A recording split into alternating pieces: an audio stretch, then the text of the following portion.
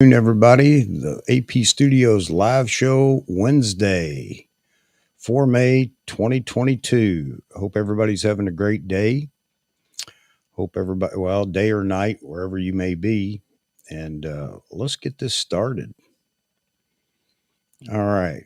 Thanks to Morton Helmer for his live feed from his bird feeding plot or animal feeding plot playing here in the background that you can see.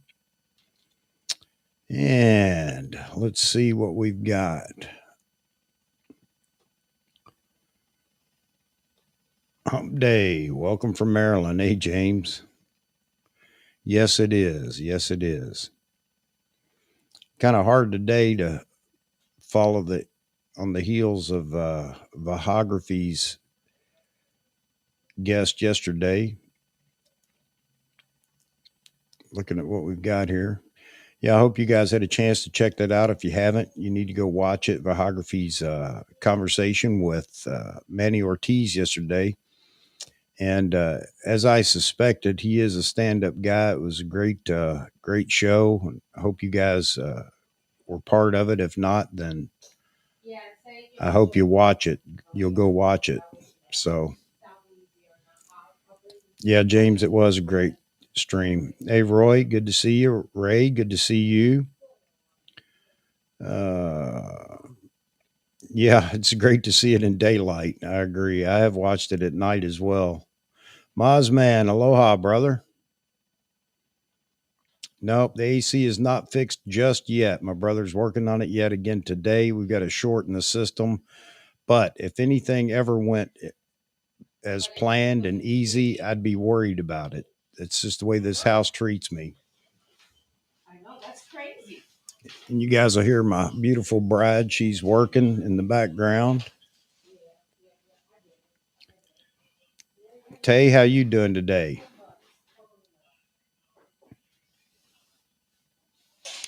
Let's see. All right. So I don't have a lot of photography news. I'm sorry, folks. I haven't been able to just sit down and check everything out on YouTube. Way too many things going on in the background here at the house.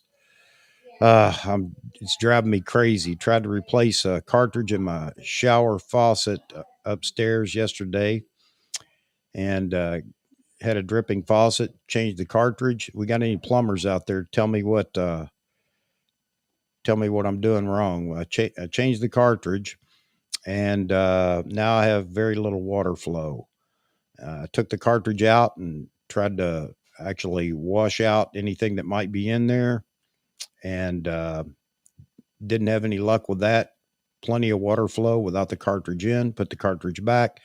Still have very little water flow. So battling that as well. Hence, no watching YouTube to catch up on everything. Mozman says some great deals on with Nikon in the U.S. market for lenses, and I guess they have some bundles too. I did happen to catch that. So it might be a good time to buy a Z lens if you were looking for one. Long Rider, there you go. I much prefer Manny's channel after he left the Sony Artisan program, and I shoot Sony. Yeah, it kind of frees everybody up when they aren't attached to a program, hence the Nikon ambassadors and everything else, because they give you a real look at the cameras, lenses, and everything else. And Manny, again, stand-up guy. If you watched his video where he compared the Z9, the R3, and the not the A1. Did he? Was it the A1? Yeah, R3 and A1.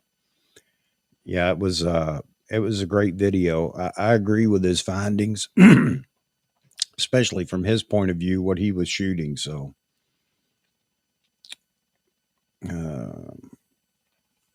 Gustavo connecting for an hour between working meetings. Well, thanks, Gustavo. Thanks for being in here. Mr. Tay Keys, I see you. Mike Farwell, hello. Yeah, Ray, I don't know what it is, and I sure don't want to occupy all our time here. I shouldn't even have brought it up, but I have no idea what's going on. It is a correct replacement, factory replacement part for mowing. So who knows? We'll troubleshoot that some more after the stream today. Let's see. So yeah, Gustavo, I guess you're waiting on your camera. And again, hats off to Mr. Mozman for helping him out to get his Z9. I think that's fantastic. Long Rider, I like unbiased news and opinions. Yeah, I do too, Long Rider. I do too. Sometimes it hurts. And I think that's why a lot of people won't give you their true findings on a camera or lens because it just hurts if it happens to be your brand. But it's always best, at least you know what you're getting. And those reviewers that do that, you respect even more because you always take a chance on losing viewers when you don't give them the answer or the review that they want. And if I'm sounding real monotone, sorry about that. Not only am I doing all this work at the house, but I don't know if I'm coming down with a cold or what. But anyway, we're going to drive through this and make this as exciting as we can. I've got several people, invitations went out. I don't know who may join us or may not. I didn't get any responses as to whether they would or not, but we'll see who shows up. Yes, please. Absolutely, Mike. Thank you. Make sure you hit the like button, invite a friend, get more people in the channel, and let's begin to grow this community even more. Looking forward to that because I love you guys always showing up, and I'd love to see some more folks in here. Must have been a Sony part, Moz, man. I have no idea, man.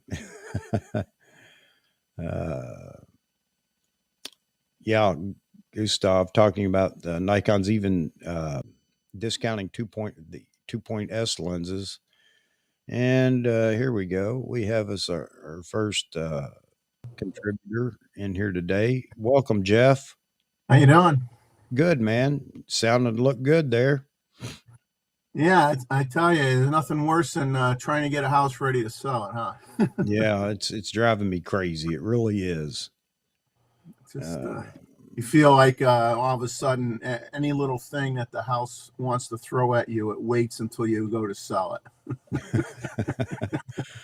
I'm ready to sell as is. If I could get away with it, I'd just take what I want out of the house and flip a match in the front door and walk away. But can't do that, so I'm tired of it. Oh man, James talking about third-party lenses here. Nikon's having the sale on lenses and kits, even with the Z6 and Z7, Z62, Z7 II. I saw quite a bit of quite a few listings of what they have for sale right now. Nikon, that is. And now you're talking about third party. Yeah, I'm a Nikon brand buyer myself. However, if there are good third party lenses, I'm willing to look at them and possibly purchase, but try to stick to Nikon just because I'm satisfied with what Nikon produces for the most part. I Is think that they my were live offering feed? I'm sorry. James, that is the live feed is from Morton Helmer, and he has a feed plot on his property that he live streams 24/7. I don't know how he's doing it, man. I don't know how. There's got to be a lot of maintenance in that, but yeah, it streams 24/7, day and night. You can go on there anytime and watch what's happening with the feed plot. It can be interesting. Other times it can be rather boring, but a lot of people seem to go there and just chat in the chat room about what's happening. Let's see. Tay talking about Viltrox on his Fuji.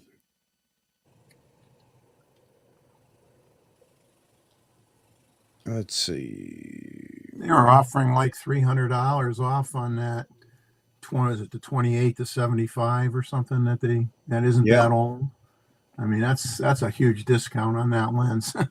Yeah, I know a lot of people complain about it, but I still don't see anything terribly wrong with it for the price. It's still great lens for the price. Yeah, I mean, you have to appeal to everybody's budget. You know, everybody can't afford the high end stuff all the time. Yeah. T-Mid, how you doing, sir? Been trying to keep up with some of your videos too, but man, I've been really struggling to keep up with everything and working on this house. But I try to get around at least watch a bit of it, or I get an opportunity sometimes to sit down for a minute and watch the whole thing and drop a like. I'm a believer in if you like the creator and their content, then always drop a like. So I try to get around to make sure you get a like, T Mid. I have a nice, relaxed style. Thanks, Long Rider. I'm relaxed right now only because I'm struggling to just stay motivated. Uh, I think you're exhausted from the house. That'll make you relax some. yeah, absolutely. Absolutely. Oh, man. So I'm going to try to pick up the pace here and get a little more excited. Sorry about the relaxed style today. But the show must go on. So here we are. And I'm reading the comments as you guys are posting it, trying to keep up with you for a minute. So, Jeffrey, what's going on your channel right now? Well, I mean, it's not really moving very quickly. I mean, I've put a fair amount of content out in a short period of time. Hopefully, on Sunday, I'll be putting out part of my photos of the week. I went on a 4-hour boat ride yesterday down the Intercoastal Waterway and got pictures of the ospreys. You know, preparing. Well, they probably already laid the eggs, but I don't think they hatch until probably the end of May or first week of June. So, got a lot of osprey shots that came out real good, and it was a nice, relaxing boat ride with a friend and a few other photographers that we got to join us. So it was a great day. Yeah. How come my stream isn't streaming? What's going on here? Sorry, guys. Here we go. Let me get caught up live. All right. Sorry, I'm watching. Have the stream up, and nice segue into Gustavo's comment. So, as you looked at the reminder card, I have the monitor as you're looking at the photo off to the left, and I put the stream up there so I can watch the comments and everything over here and watch the stream at the same time. To the right, I have another monitor, and that's where you see Morton Helmer's live feed going on right now. I don't know if you can see anything in it. It may be too small, but just threw it up there. Just trying some different things here to make it a little more inviting when we're in here in the live stream. So, yeah, I'm glad you liked the photo. That is the command station, and you can see in the photo how close I am to the wall and where the camera sits. I can literally reach up and grab the camera or anything. It's that close. And that's the 14 to 30 lens that's on there. So it does a real good job. Sorry, Jeff, I didn't mean to break into your talking about your channel. So what do you got coming up next that we're going to see? A review of the 400 TC and all that kind of stuff, right? Yeah, right. Well, the friend that was shooting with me had the 400 TC, Oh, and yeah. what a beast! What a beast! The lens hood on that thing alone is bigger than some lenses. Man. I was extremely jealous and know that I'll never have one, but that's okay. I mean, I got great shots with my 500. You impressed with what you could see on the back of his camera? Yeah, he absolutely loves it, and strangely enough, I'm kind of surprised he did, but he also got the 800. So he's got I believe he's got the 1-4. He's got the 400 with the TC, 2.8 with the TC, and he's got the 800 PF. So he says, I'm done now. He says, I got everything I need. But he sold a lot of his old, he sold an awful lot of his I think he sold pretty much all his F-mount glass, and a body or two. So he sold a lot of stuff to help buy this stuff. So Yeah, as soon as I can get some headway on this house, I'm going to go through and start liquidating some of my F mount stuff as well, saving up for whatever comes next, whether it's a Z8 or a new lens, or that 400 f4 or whatever they might produce. Got to put some money in the kitty and be prepared for that. I did not see Morton ruin his laptop, Ray. I can't believe I missed a video he put out, but evidently I have. James is saving up for the 800 PF. No, I'm not saving for that, but we'll see what we can save up for, what Nikon discusses next. So I'm hoping that, again, as always, that Z8 is going to be next, and it's going to be what I think it will be. And that will be the addition to my Z9. And then I can seriously consider dropping the D500 and the D850 that I have as well. hello to Vahagen. Vahagen is on.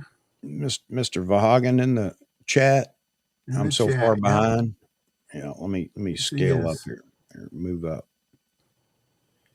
995, the 105. That's what Mike, you're looking at the 105. Okay.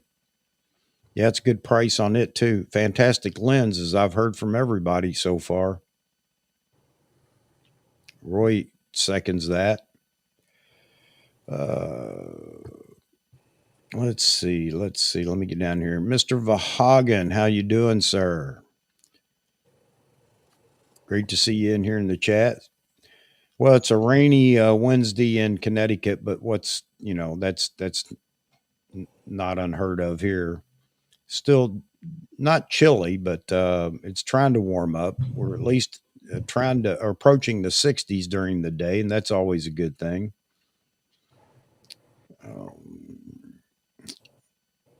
Let's see what else we got. Here you go, Jeffrey. Yep, you need to drop your channel in the link here. As a matter of fact, I need to put it in the description. I think I pegged you in the description. For whatever reason, it didn't pick up your name. I guess I need the name of the channel. I need to put that in there so people can click and go to your channel. Oh, the name of the channel is Selective Imagery. Selective Images. There you go. Imagery. On YouTube. Imagery. Okay. Imagery. Yeah. Selective Imagery on YouTube. Everybody go check out his channel. It's fantastic already, but he's going to knock the socks off everybody real soon, I know, on YouTube. James V in the house. Everybody talking to Mr. Vahography. He's congratulating Gustav on getting Z9. Of course, we all know Maz helped him out with that, and that's fantastic. Maz, you're a great man. All right. Yeah, not many surfers on the East Coast. That's so true, James. Right now, the water's so cold you can't stand it. Pretty murky, too. All right. So, I don't have any news on what's going on other than we've talked about what Nikon's doing right now with their lenses and everything else. But what's Nikon going to do? I haven't heard any more rumors. So, maybe here Saturday night, I'm going to make up my own rumors and get them out there.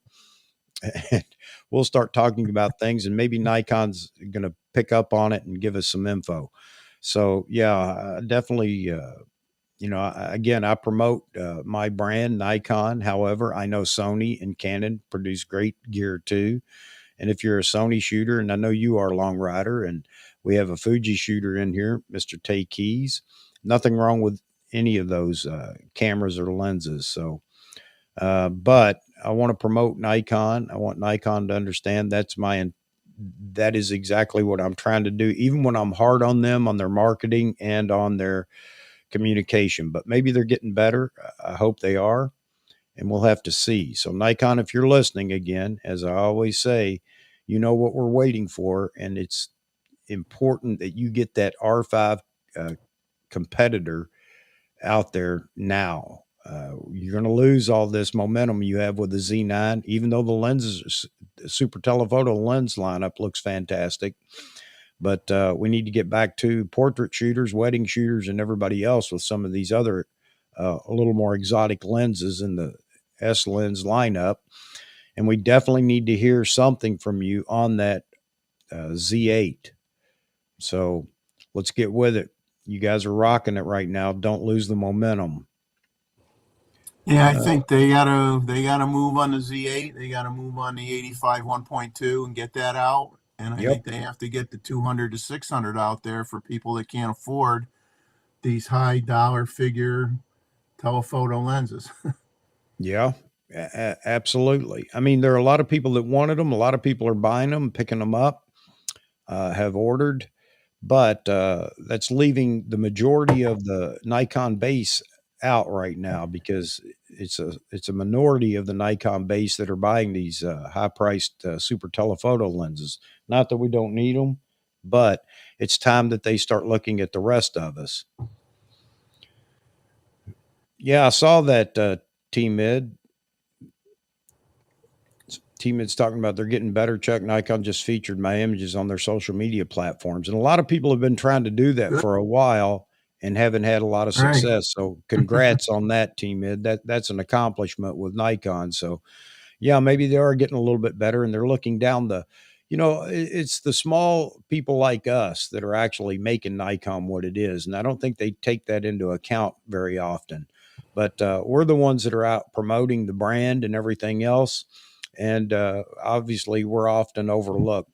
I think they need to break away from some of the ambassadors because, to be honest with you, a lot of people, other than us Nikon shooters, most people don't trust an ambassador or a Sony artisan or whoever unless they're just an absolute fanboy and they're going to believe everything that comes out of their mouth. But if you're a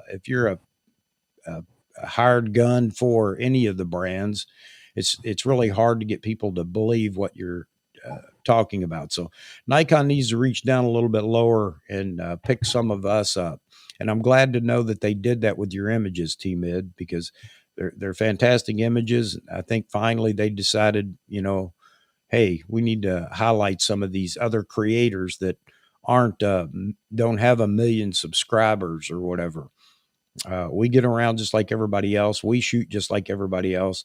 And to be honest with you, sometimes I think our content or creativity is even better than some of the ambassadors. So there you have it, Nikon. There's my take on it. And continue to reach out to those of us that are trying to lift the brand. And I think Sony does a good job of that, really. I think Sony does a real good job of their marketing platform. Look at what just happened with Bayou Josh. I guess Sony reached out to him and said, "Here, try this, play with it for a while, and see what you think." There's nothing wrong with that.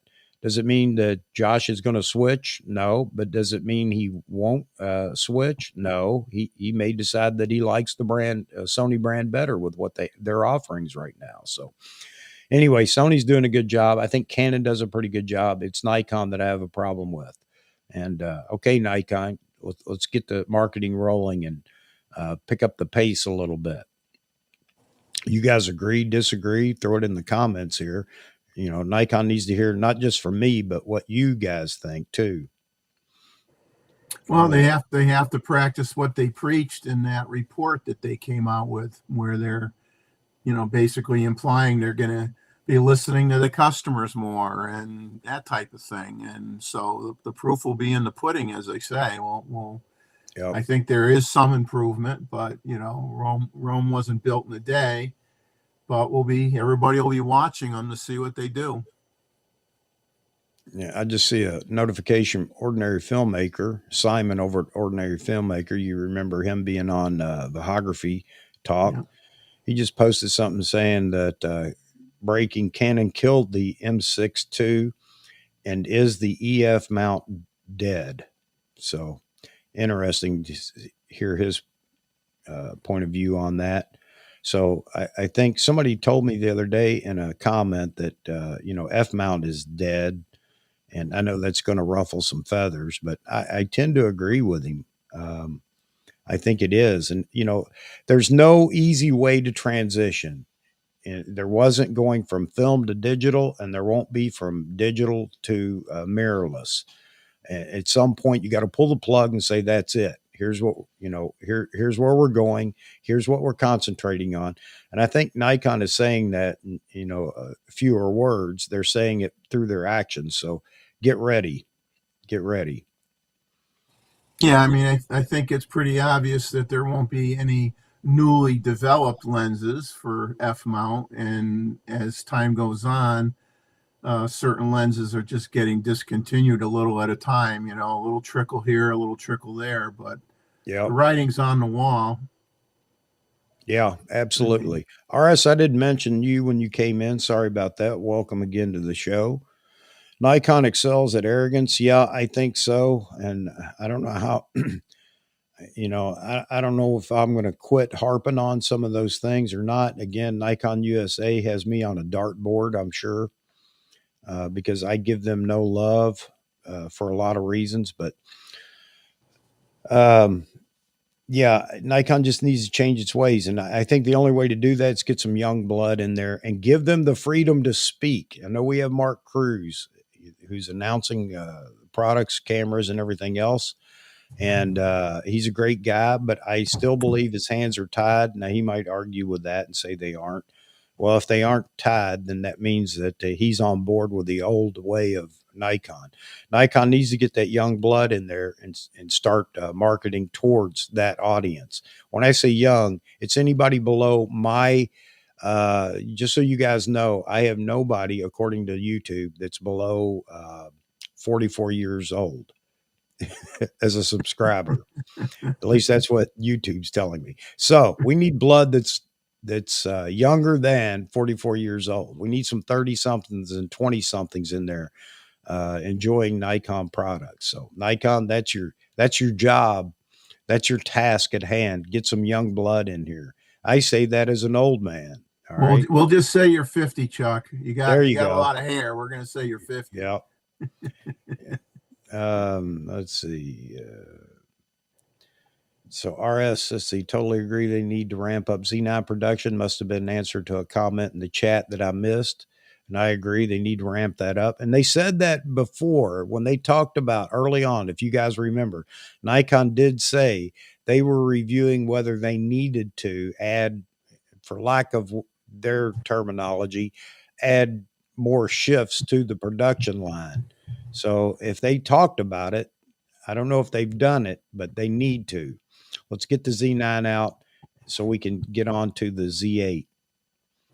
And Vahography says, Mr. Vahagan says he already switched. I assume that's a comment about Mr. Bayou Josh. He may have. He may have. I haven't heard him say or whatever, but based on the question he posted on YouTube, I have a feeling that he may have already switched. I don't know. We'll see.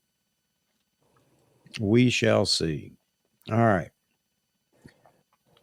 Well, Sony doesn't have any problem handing out gear for people to use. That's for sure. I don't know how much Nikon does of that, but Yeah. obviously it's a uh, good marketing methodology. If you get your cameras in the hands of influencers and people that are in the business, and you're letting them try it out, and then they make their own decision from what they Yeah. want to do from then on out. It's a great strategy. Get it out there and let people play with it. Let them fall in love with it. Absolutely. And they've been doing this since day one. Again, I remember way back when at a balloon fest there in Salt Lake City where they had a booth set up. The only, and it was a representative from a camera store that was there with a Sony rep, and they had all their cameras out there, and you could pick up the camera and play with it and shoot photos. If you brought your own cards, you could keep the images, and I mean that's great marketing. So kudos to Sony for what they've done in their marketing department.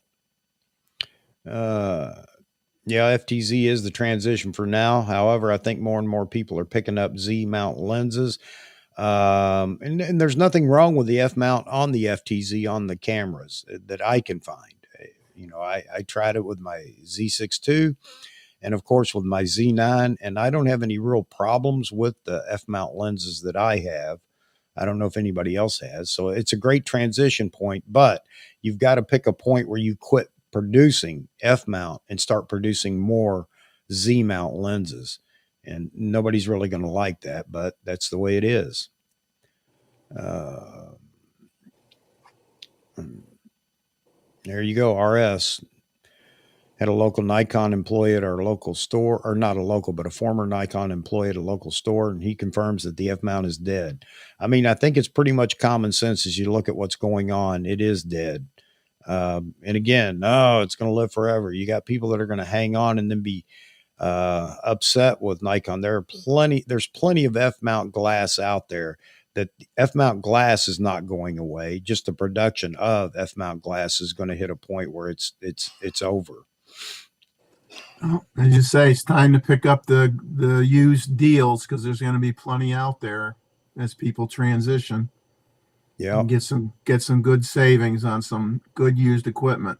Yeah, absolutely. Yeah, if somebody's entering the market right now, if you don't want to buy into mirrorless, so it's kind of a it's kind of tough to decide whether you want to or not. If you start with mirrorless, then you're gonna continue to grow your repertoire of lenses and everything else. But you can get into DSLRs, professional DSLRs and glass cheap right now. And if you want to shoot that for the next 5 years, now's the time to do it. If you choose not to go mirrorless, but all the mirrorless um, raving that's going on out there about how great mirrorless is makes it difficult to make that decision to stay away from it and just go DSLR instead. So it's a tough decision for somebody that's just deciding I want to get serious about my photography or videography. And if you're doing videography, then unless you're going to pull focus, then mirrorless is absolutely the way to go. My Yeah. opinion. You have any interest in video, it's a no-brainer. You're not going to go the DSLR route at all. You're just going to jump right into mirrorless. So if you're a Yeah. stills only shooter, then it won't matter. Yep. Yep. JG, it's talking about an NDA, things in the rise, but they have to make sure they are able. So I don't know if this is a response to somebody else's comment earlier, but yeah, you're absolutely right. NDAs are out, and I honestly believe that there are a few people that are already under NDA for a new camera. Well, we know that a couple of camera bodies were registered. We just don't know what they are, and who knows. But there are NDAs out there right now, those operating under NDAs with Nikon for what I'm hoping and believe will be the Z8 as well. So we're going to have to see. Oh, let's see. Yeah, F Tech will go away, but glass is good if you have it. Absolutely. And there's one lens that I'm not willing to give up just yet, and that's my 200 f2. You heard Manny. That's his favorite lens that he owns. He said he owns the Canon version 200 f2. I think he said. Uh, I will need a time machine. is is that right? What's that in reference to? Going going back to or all right. Yeah, JG, I figured that you were talking about that to deliver. So yeah, I would love to believe that that is true. That this time they're working it different. They're going to actually make sure that they can deliver on the quotas right off the bat. But you know what? Whether they can or they can't, just talking about it, announcing that camera is probably enough to stop any bleeding that may still exist with Nikon. People switching or whatever, because that R5 is very tempting. That's a fantastic camera. Yeah, I know they had some issues with the overheating, but they've kind of figured ways around that. It's still a great camera, and Nikon needs to respond. That's the gap. That's what's missing, and the Z7 II is not that camera. So we'll see what they do. I gave you my prediction on Z8, Z7 III, and Z6 III.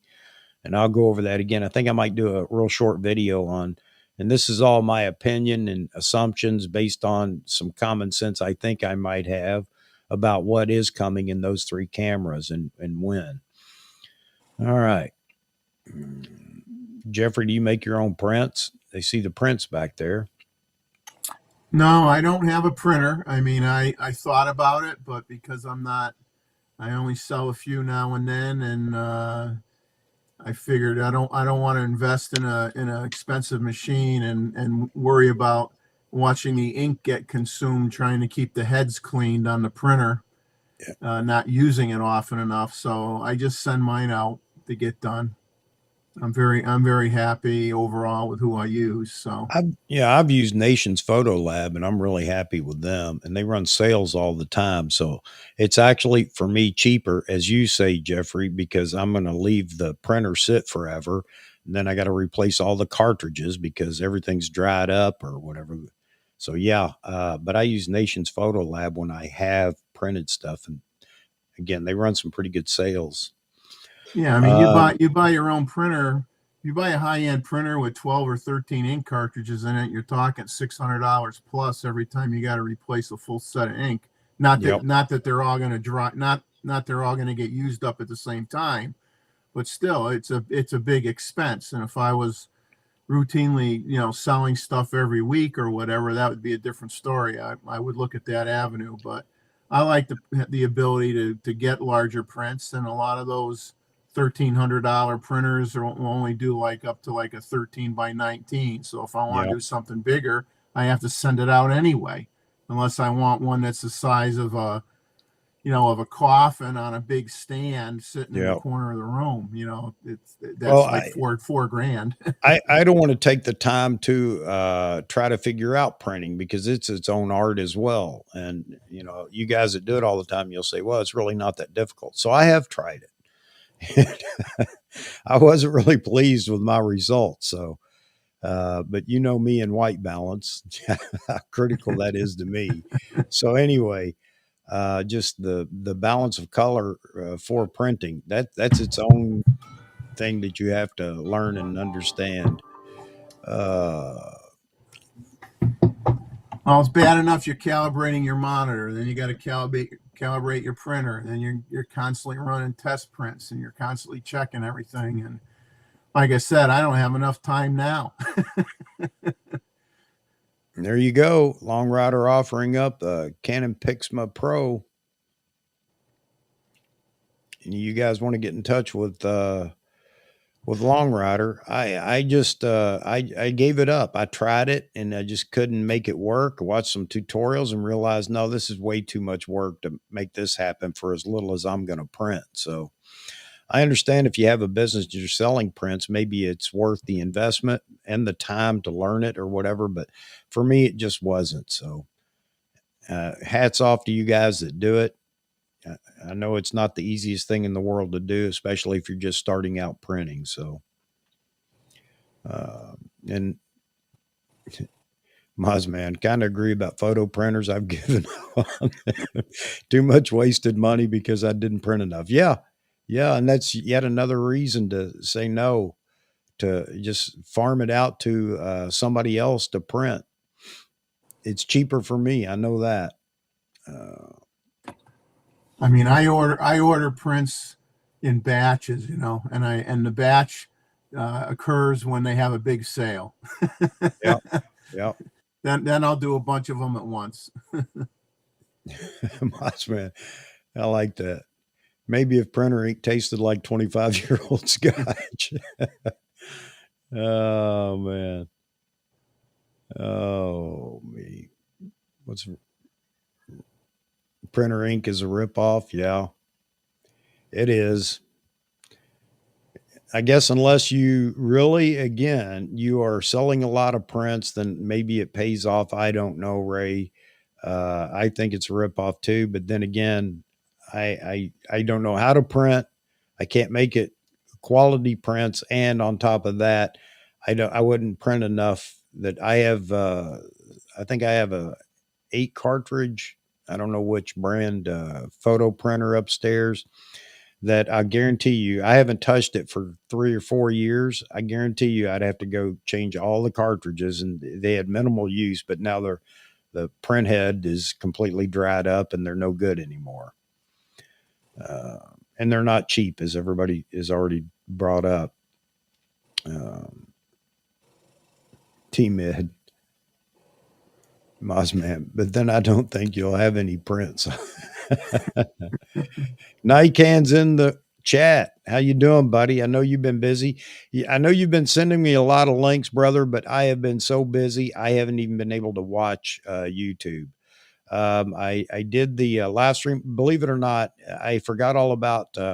It's terrible, but I forgot all about Vahagen's live stream yesterday, and at the last minute remembered. Oh, he's doing a live stream, and I got to be here. So I stealed away long enough for the live stream. My brother was working on the heat pump, installing that and getting that up and run. Well, we don't have it running yet. We've got a short somewhere. Imagine that. Just my luck. But anyway, I'll check them out as I get a chance. Don't think that I'm blowing you off, Nikan. I just haven't had time to do anything. So, oh, somebody's rolling in printer ink cash. Man, you're not kidding. You aren't kidding. Well, you'll know who they are. They're the ones with those giant yachts. Yeah, exactly. Most printer cartridges are set to expire after so many prints, even though they might still have ink in them. I did not know that. They have an expiration date. All right. All right. So we're caught up here. So, well, see, that's the, you got to love this channel. And I'm not saying that because it's my channel, but you got to love the fact that no matter what, we're going to find something to jump on and start talking about. And I love this conversation. It may help somebody that was considering printing. You definitely want to step back and think about that before you jump into printing. It can be a very expensive purchase up front and then realize that I'm never going to do this again. I'm never going to try again. So, you guys help out with all your comments on that. I think, a lot of people glean a lot of information again from the chat room. T-Med, what are you doing today? Are you at work or just listening in from work, or you working on something else?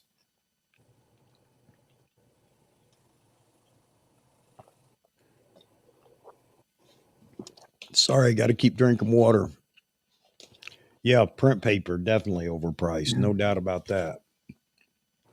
Oh, well, getting a printer is like getting an RV or a boat. You have all these expectations on how often you're going to use it, and it usually just sits and doesn't do anything. Yep, absolutely, absolutely. Call lines open, folks. For anybody who wants to call in rather than type. I hate typing, so if it were me sitting out there, I'd definitely be on the phone. But you're welcome to call in and express your opinion and give us fill us with wisdom, whether it's on printing, your camera, your lenses, or whatever. I think it. Blah blah blah. I don't know what I was going to say. Sorry, that's how much of a drone I am right now with this cold thing going on. So I'm going to go into a sneezing fit before the show's over. I'm sure I'll have to clean all the screens again. But yeah, give us a call on the call line. Jump in here and let us know, what you're thinking or whatever. James, it's 5 o'clock somewhere. I guess talking about it's too early for a cold one, James said. All right. Exactly. It's 5 o'clock somewhere. Right now, I need to definitely stay on the water myself. I might have another drink of coffee, though, because I haven't been drinking as much to stay hydrated. Making a Nikon video. Here you go. Now, I'm not going to put it up on the screen because I don't want to go back and put the phone number up there. But T-Mid says I'm home making a Nikon video about them featuring my images. So going to talk about the process of making it happen. Good for you, T-Mid. Great idea. Bring a little more attention to yourself with Nikon because obviously they're watching, and maybe you can get into a conversation with them. Gustavo, printing is definitely bad. but doing your own matting and framing is cost effective. Yeah, I'll agree with that. I actually have a mat cutter and everything because I have mounted some of the prints that I had Nike or Nation's Photo Lab print for me. And yeah, I agree with that. James, I used to live in Enfield, Chuck, when I was a little guy. Okay. All right, James. So we have a meetup going on for you guys that don't know. I guess Mozman's traveling to the East Coast. I think he mentioned it earlier. I'm gonna meet up with you, Jeff. Is that the Yeah, case? hopefully. I mean, the like I said, it's been slow where I normally go, and there's like a couple dozen photographers right now that we've been writing letters to the manager of the state park and the state park commission.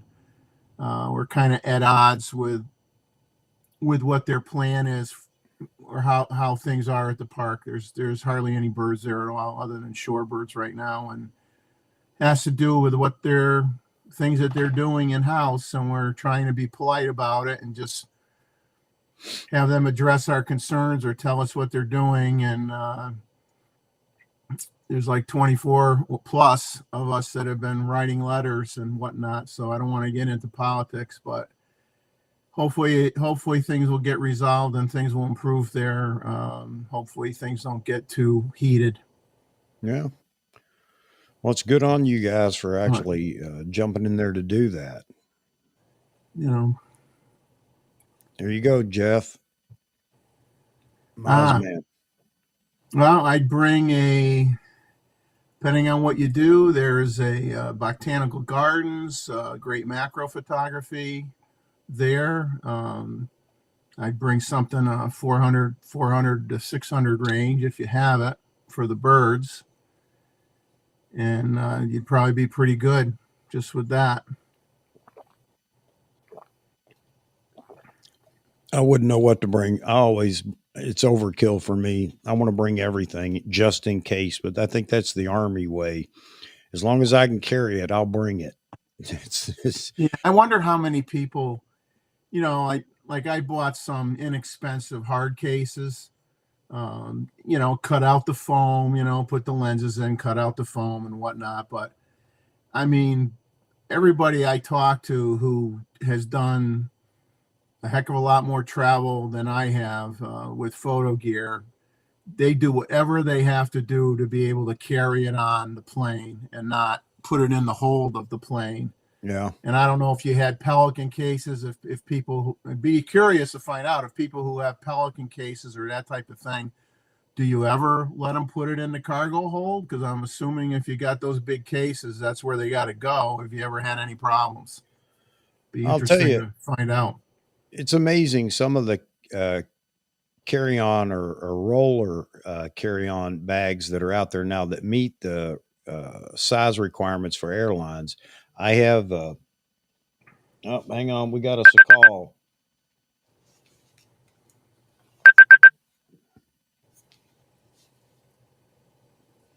Hello, Mr. Michael.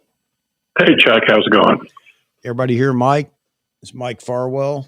Yeah, Yep. go ahead, Mike. Hey, Chuck, guys. Hey, just one question. Does anybody know how long Nikon usually manufactures replacement parts for especially like their discontinued bodies and lenses? I sent an email to Nikon, but it's kind of hard way of getting it in there. So you're still fighting to fix your, is it the 300 2.8? Yeah, it's kind of goofy, Chuck. It's one of those things. When the autofocus works, it works great. It's like if you keep it within a certain limit, but if it goes past that, it gets kind of wonky. But I was just kind of curious. Let's say for the people that are going to buy F lenses, there's going to be a market out there for F lenses. I'm just curious, because some manufacturers have like a 10, 15, 20 year after it's been out of production. They'll keep making replacement parts. I'm just wondering what Nikon's policy was on that, if they had a policy. I do not know what Nikon's policy is, but I know that Nikon himself has been trying to resource parts for his lenses for a while. It's just Yeah, he's had a headache with that lens. right. So yeah, I don't know, and that's a good point too. The comment I made earlier about buying f-mount lenses and pro bodies DSLRs, that is a consideration as well. oh, it's a huge consideration. Yeah. Because you hear the ring motors kind of prematurely dying, Right. and they're not cheap. And if you can get one, you're looking at $600 or $700. Yeah, I think just for that. I think my 400. I should have researched already to see if I can get replacement parts for it and just have the the AF motor replaced regardless. Right. Just so I know that I can get it done. So yeah, that is a consideration. I don't know. But yeah, people need to think about that. Yeah, I don't know how long, and maybe somebody in the chat has that information. If you guys know, bring it up in the chat or call in and tell us about it. Jeff, do you have any idea? No, I mean the other option you have is there are some Nikon authorized repair centers. They're not owned by Nikon, but they service Nikon cameras. Yeah. There's one I think in Connecticut. Yeah, Chuck. And they might buy up inventory, like if Nikon does their last run or they have parts laying around and rather than throw them away, a lot of companies will offer them out to these other repair centers, and then they scoff them up, and then they can support lenses and cameras for many years afterwards because they have the parts. And Nikon may not service them anymore, but they would still be able to do it. But I don't know what Nikon's cutoff date is. I mean, it could be just on a whim, just like discontinuing lenses now. What drives them to say we're not going to make this one anymore? I mean, they just do it. So it's hard to say. Yeah, Mozman brought up here. Not sure about a timeline. I think they produce a certain amount in the last run, and when it's gone, it's gone.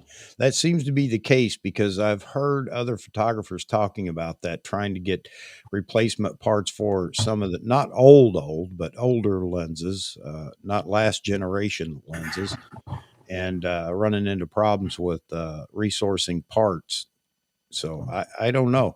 That's a question we could ask Nikon. Maybe I ought to pose that question over in Nikon USA to find out. Maybe they could actually give us a listing of lenses that are still available for repair and those that aren't. Roy saying Sony doesn't carry many spares for their current cameras. I mean, they couldn't fix his A7.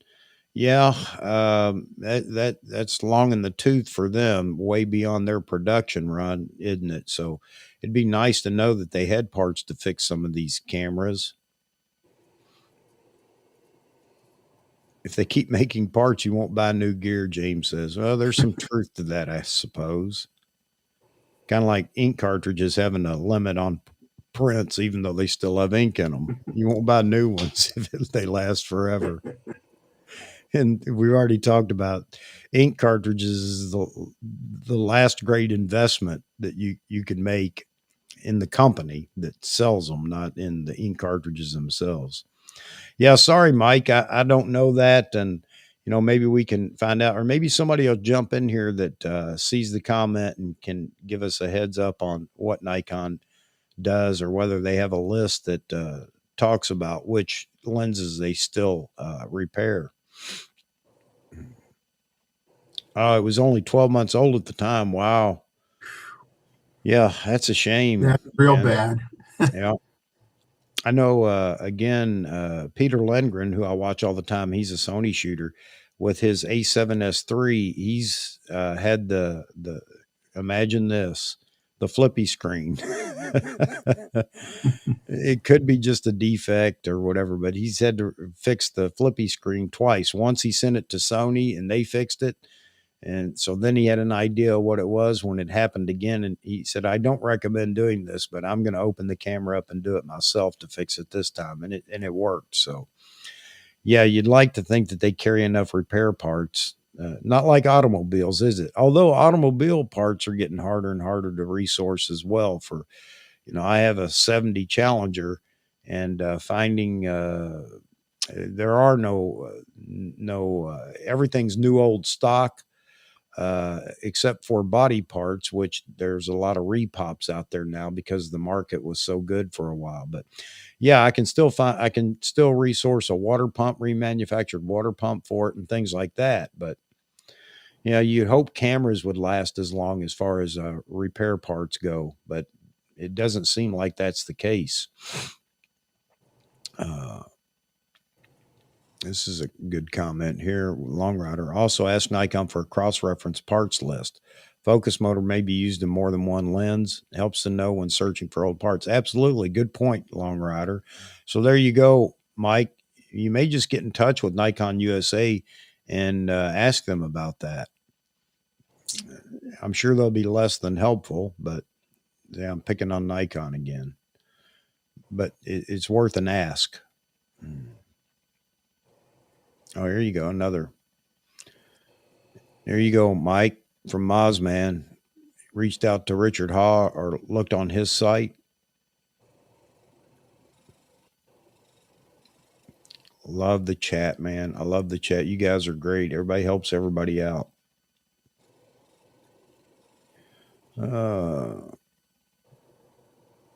Yeah, Nikon Japan would be more helpful, wouldn't they?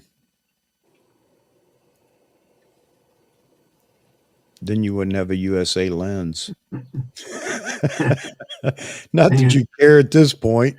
And your warranty would be worth nothing. Yeah.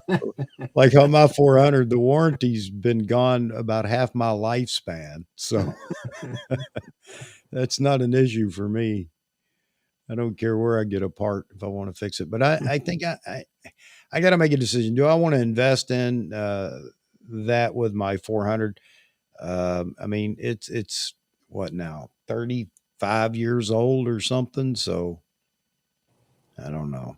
I don't know if it's worth it, especially when I'm looking at all the new Z glass. Is it worth trying to get that 400 back up? I got it for a great price, obviously considering its age, and I've been happy with it. I've used it enough now that I'm happy with it. So it just may become a loss at some point, or maybe it becomes a parting out lens for somebody that needs parts for theirs or whatever. Not that these would be any better, maybe. I don't know. And we were talking about earlier here the cases for carrying your gear in. And I have a Think Tank Airport. I don't know which version of the airport roller it is, but man, I can get a tremendous amount of glass in that thing. And you can actually have a backpack and that, so I cheated the system, and I had my backpack, which is the Think Tank also. And I can carry all the bodies and all the peripherals and things I want in it. So that's how I carried so much equipment back and forth as I went back and forth out to Salt Lake City. I even had the 200 F2 in there at one point. And yeah, it takes up a little bit of room, but that's just a consideration. And somebody already brought up the weight consideration when you're talking about, hard cases. And whether it's, I can't think of the two major companies now. Pelican. Yeah, Pelican being the primary. Yeah. I have a Pelican, the smaller Pelican for carrying on board that fits in the overhead compartment. But I find it to carry less than my Think Tank. Think Tank is a kind of a hard, soft case. It's not a true hard case like Pelican, but still plenty of protection. And if you're carrying it with you, it works out just fine. Pelican cases are great. And I have a bunch of Pelican cases from my traveling contracting days. But you're giving up a lot of weight with a Pelican case. Now they have the Pelican Air, and Sith just brought that up, and it is considerably lighter.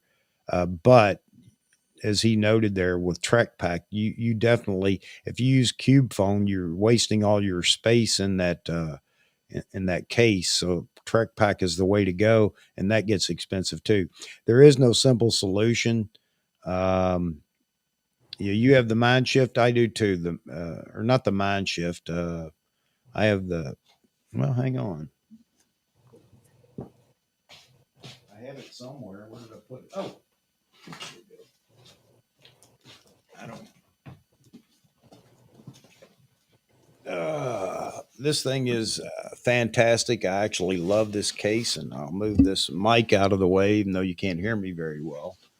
A fantastic backpack. It looks huge because it's closer to the camera than I am. But it is the 26 liter, I believe, also. Yeah. And what is this thing? What I like about it is it's truly a gear bag. It's you don't have a lot of room to put a bunch of junk in the. Although it does have a space for up to a 16-inch laptop, and you can put a iPad in it as well. It has a compartment specifically for that. But with this and my Think Tank airport roller, that thing, I can carry a ton of gear and get away with it with the airport. I don't want them to pick either one of them up, because then they might get a little upset with the weight. But and I like that this opens from the back, and there's no way into the gear compartment without taking it off. I know a lot of people won't like that, but for safety reasons, if you're traveling in a city or whatever, that's a great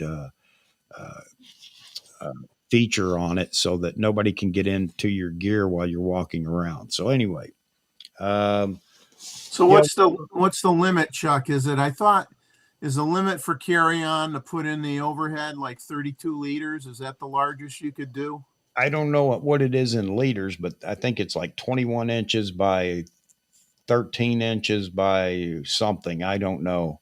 So as long as it fits in the little carrier thing they have out there, and this fits in their little mock-up, although sometimes you'll get you'll get one of the check-in people that want to challenge you on, well, I know it fits, but well, if it fits, it goes in the airplane.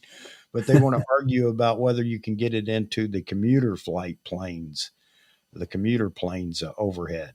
Anyway, it's always an argument with them on whatever. And I always have lithium batteries with me, and they're internal for things that I strategically place in both bags, so that when they start saying you can't carry it on, I start talking about lithium batteries, and they say, well, you'll have to remove them. Well, I can't. They're not removable, and whatever. Sometimes it helps, sometimes it doesn't. But yeah. So anyway, Mozman, I know you're familiar with all these, but I could carry everything I really wanted in just those two bags. Okay, so, I just looked it up. It says 9 inches by 14 by 22. Yeah, there you go. And the airport roller that I have from Think Tank, it meets those dimensions, even though it looks bulky, but it meets those dimensions. And they want to challenge me on it all the time. Well, it won't fit in the overhead. I said, funny thing, I flew here with it in the overhead. Unless you guys have remodeled airplanes and changed the dimensions, I know it will fit. They don't want to hear that. You get into all the battles with all the people. One time I actually had to gate check my roller, and I was not a happy camper, and I let them know that. So, it's one of those things you have to be prepared for.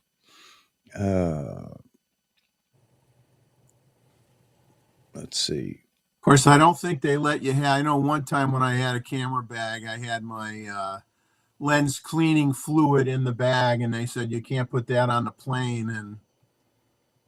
And my checked-in luggage was already checked in, so they said you can't take it on the plane. And I says, well, throw it in the garbage then. I'll have to buy another one when I get where I'm going.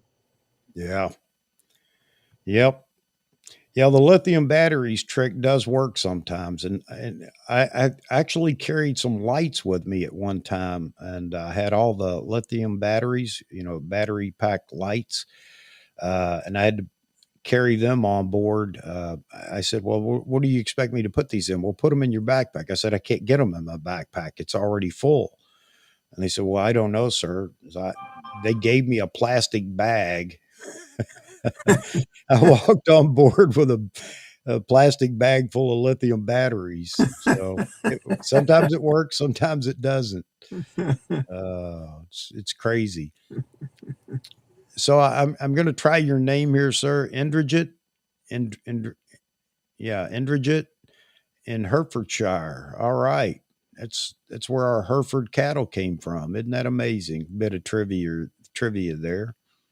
Um, Well, welcome to the show, sir. I haven't seen you in before. I hope you enjoy what we do here. It's just a photography talk about all things photography, videography.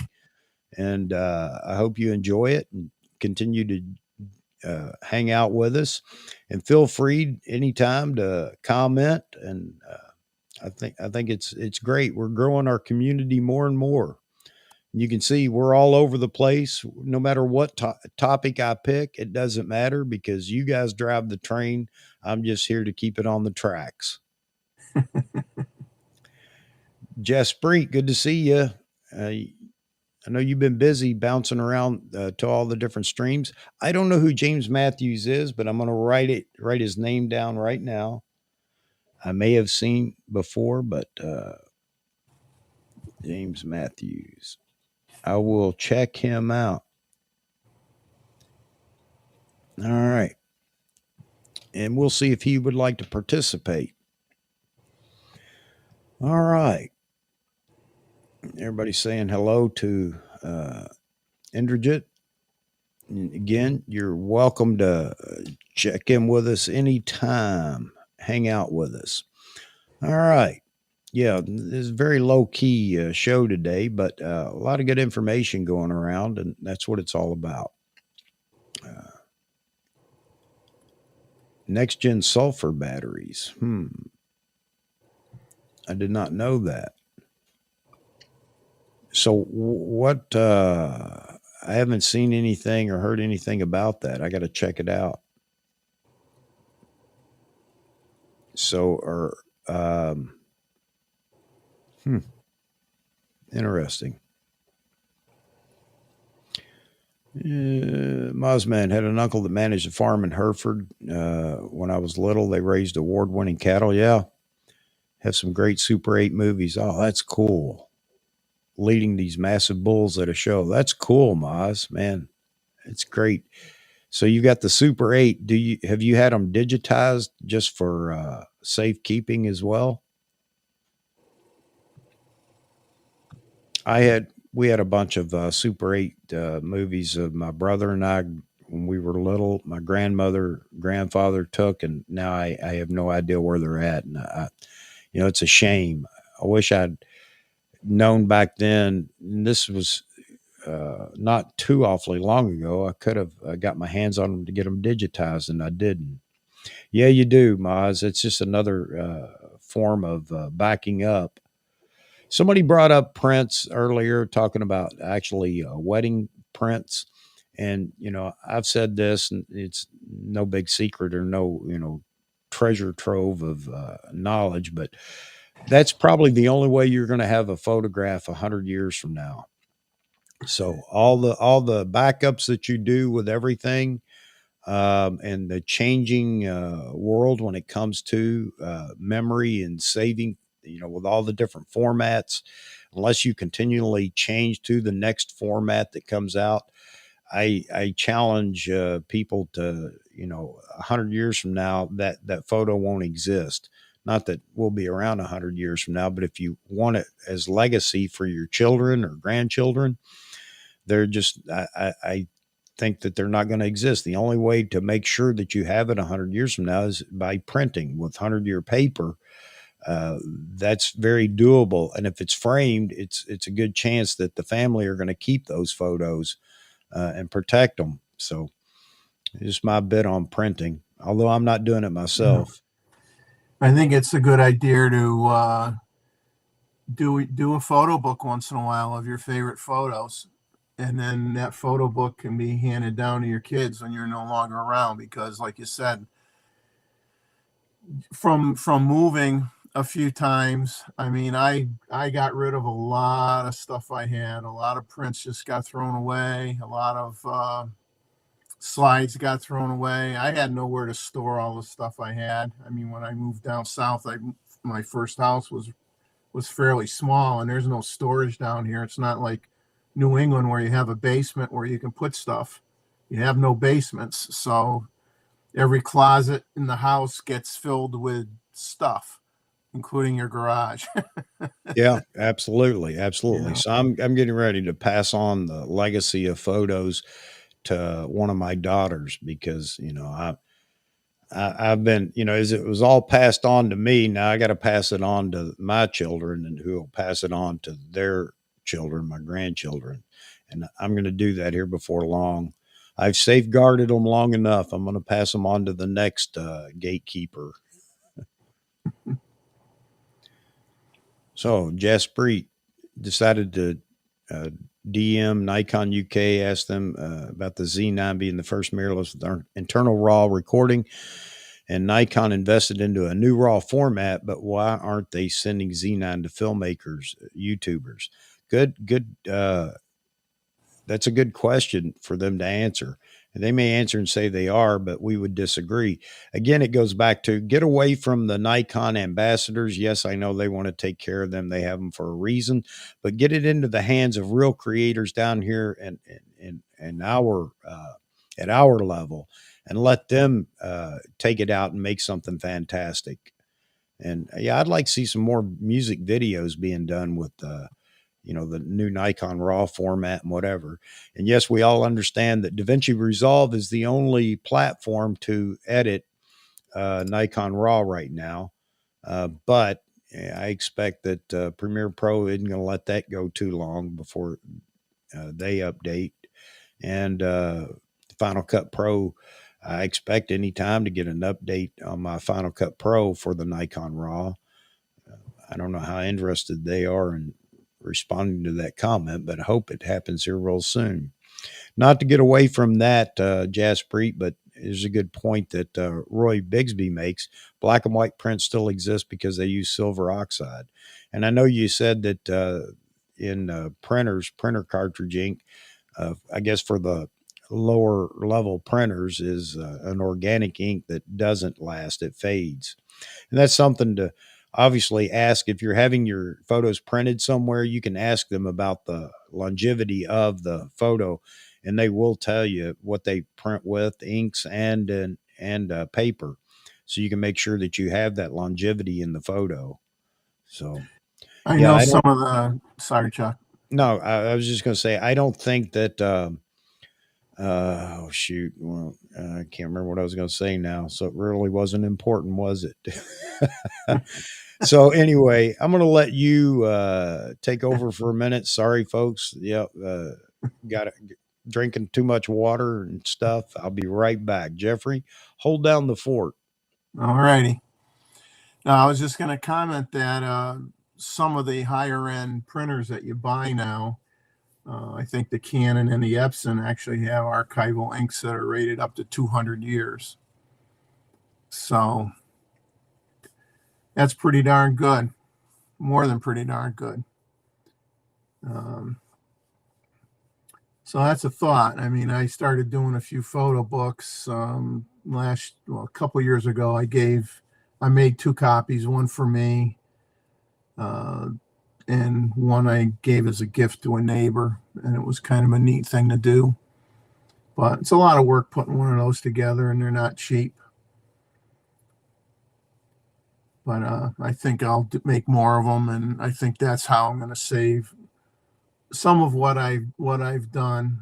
So my kids have something. They won't have everything because I can't count on who knows what'll happen, with technology, or the computer breaks, or hard drive fails or something. And you could try to have as many backups as you want, but you'd have to go over your methodology with your children and say, well, yeah, I have this that backs up that, and I have this that backs up the backup, and I got stuff on the cloud, and I got stuff over here and stuff over there. And I don't see my kids often enough being 800 miles away now to go over all that stuff.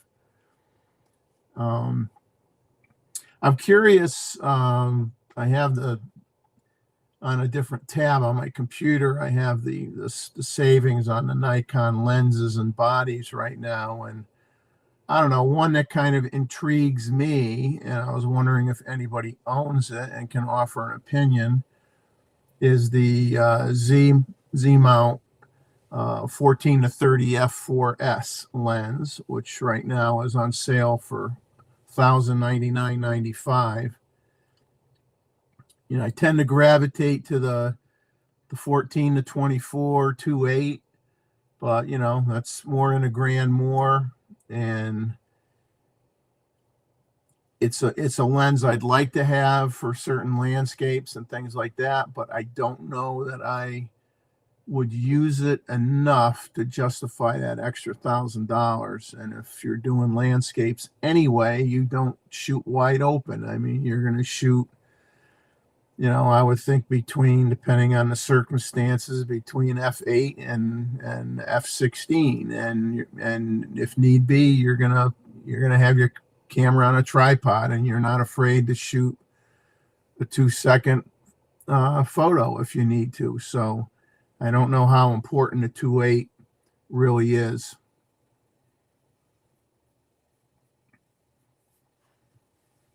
I know one thing, the filter, if you want the filters, you got to screw it into the special lens hood on the 14 to 24, and I think they're 112 millimeter lens filters, which are very expensive, where you have a conventional screw-in filter that, you know, you'd probably buy the low profile one to put on the 14 to 30, but those would be considerably cheaper.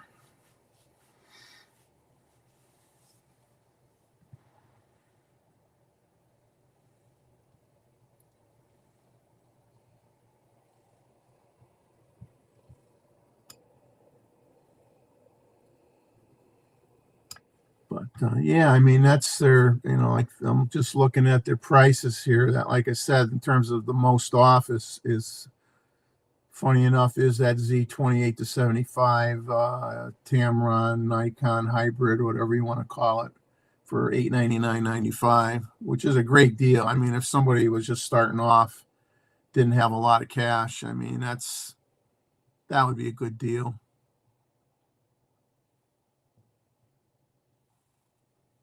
And they got $300 off the 70 to 200 2.8 as well.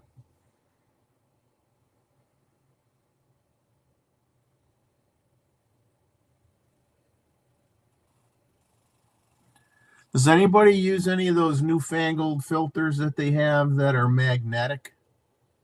I guess there's a couple manufacturers out there that where the filters are they have a filter holder, and the filters are magnetized.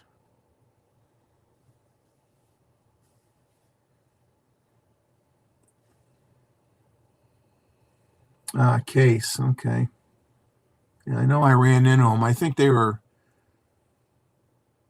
Nikon Rumors had some company that was trying to drum up more money for some product line for video and still filter sets. I forget the company, but it's on there. Nikon Rumors is showing them now, and they're, you know, trying to raise money to come out with some new products.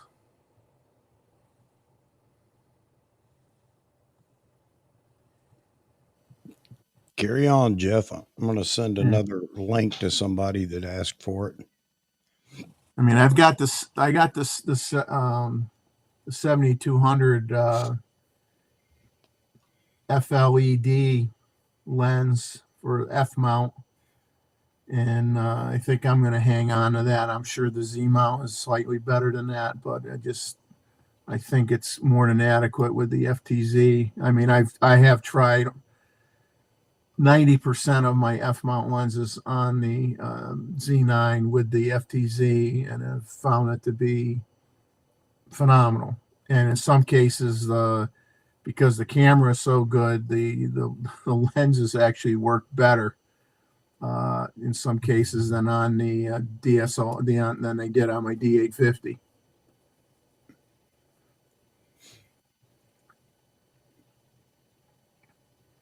Yeah, Roy. The only filters I use is circular polarizers, and I do have a what do you call it? I don't use any UV protective anymore. I use the polarizers. I'm having a brain fart, as they say.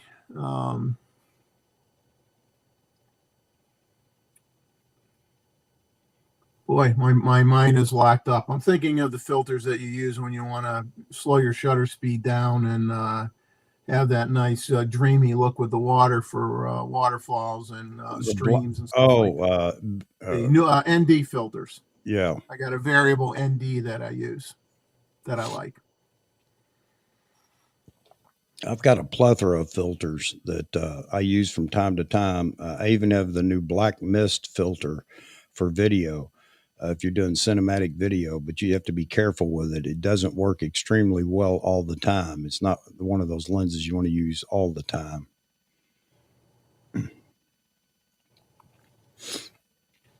Yeah, and with filters, I've been bad over the years. I've got a lot of different manufacturers. I mean, I've got some filters made in Germany, B&W, and I got a lot of different brand filters, Hoyas, Tiffins, all different price ranges.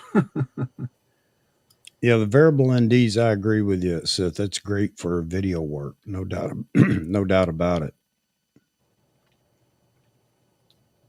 And that's what Jaspreet wants to see is the next camera that Nikon puts out, more video centric, have internal. He'd love to see internal variable ND filters built in, like the Cine cameras. Still haven't got an answer to my question about, do you have to license a Cine body through Canon?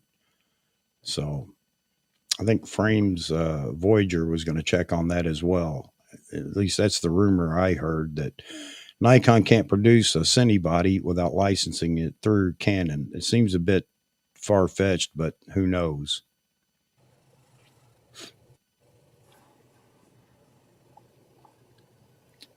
James researching filters for the 14 to 24. You're talking about the new Z mount, I guess, 14 to 24. Supposedly easier now, and there are more options. Not like the 14 to 24 G that I have, where it had to be an external filter set up, and that isn't cheap, just like you guys have already mentioned.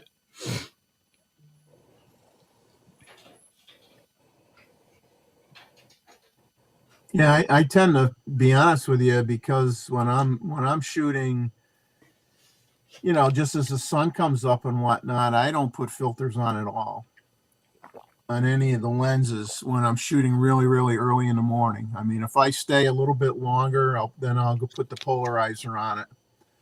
But real early in the morning, 7 o'clock in the morning, I don't put filter on the lens at all.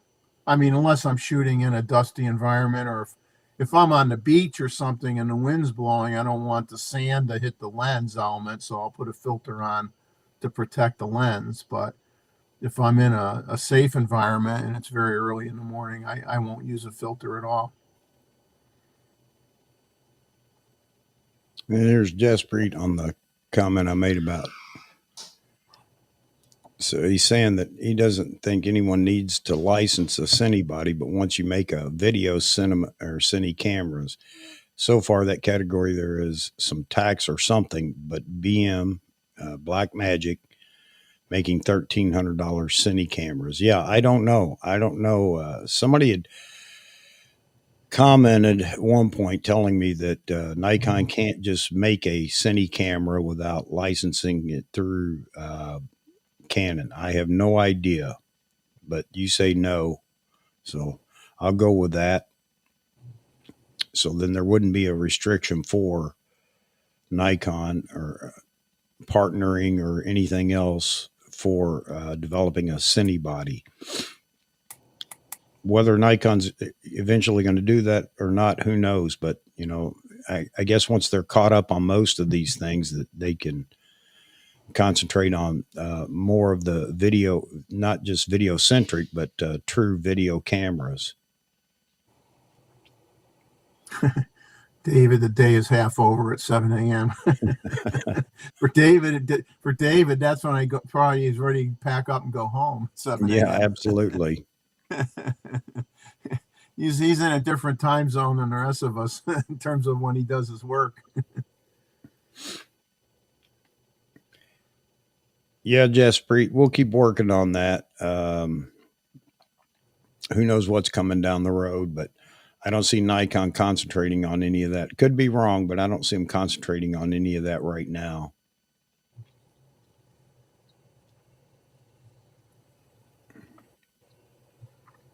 It was funny. I tried to shoot a few video clips on the boat, and with the larger boats going by in the wake, and we were just in a pontoon boat, so we're going up and down and up and down. It was like, forget it.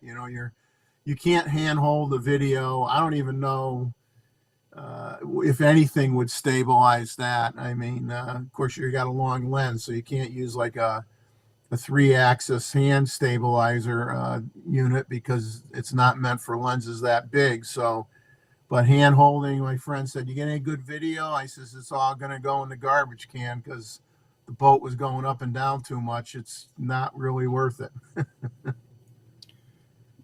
Yeah, James, it was a neat little recorder that he had. I don't know what the capabilities are of that recorder, whether it can do 4K or whatever. But for $200, you're right. It was a great. I know that he said it was a recorder. I guess it is. So maybe it's only 1080p. Who knows? We'll have to ask him about it.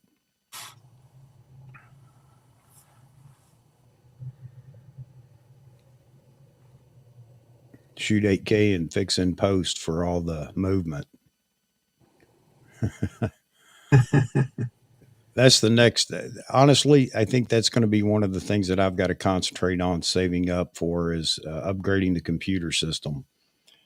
I would definitely like to.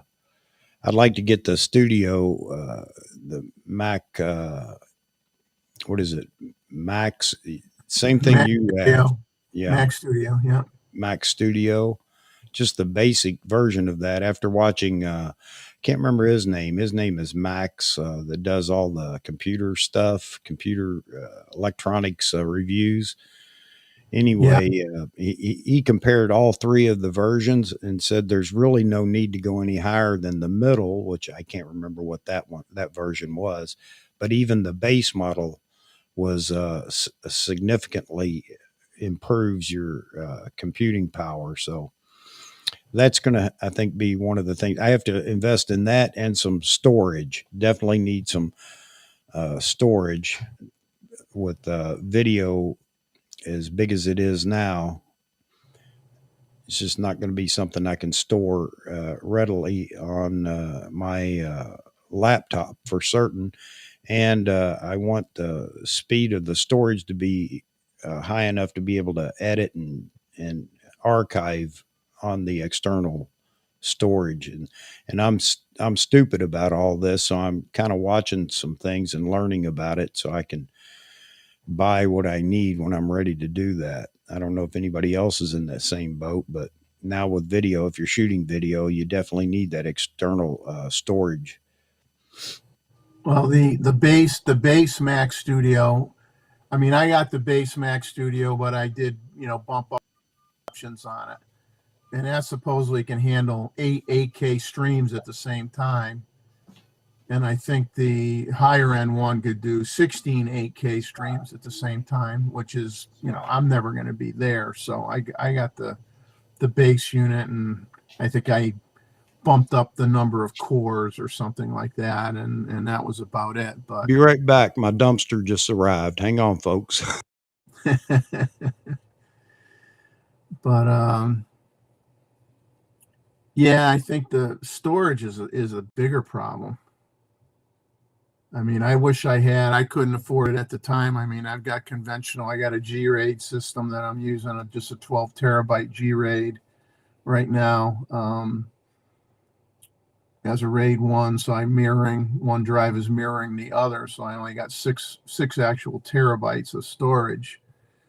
But down the road, I mean, I'll eventually upgrade and probably get solid state drives, which are going to be a lot faster.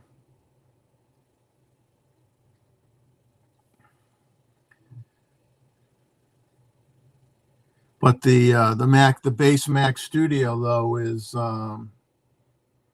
really good for processing your video file. I mean, I think that was why the Simon from Ordinary Filmmaker, he went with I think he went with the higher end model, but it does process the video when you're ready to save it and export it. However you're going to export it, it does it really quick. And that was the big thing with Simon when he wanted to get the one that was even more powerful, because he does so many videos. He just wanted to knock the time down, and he thought the time savings was worth the extra money to him. But for me, just being a casual video person at this point in time, I didn't need to go that high end.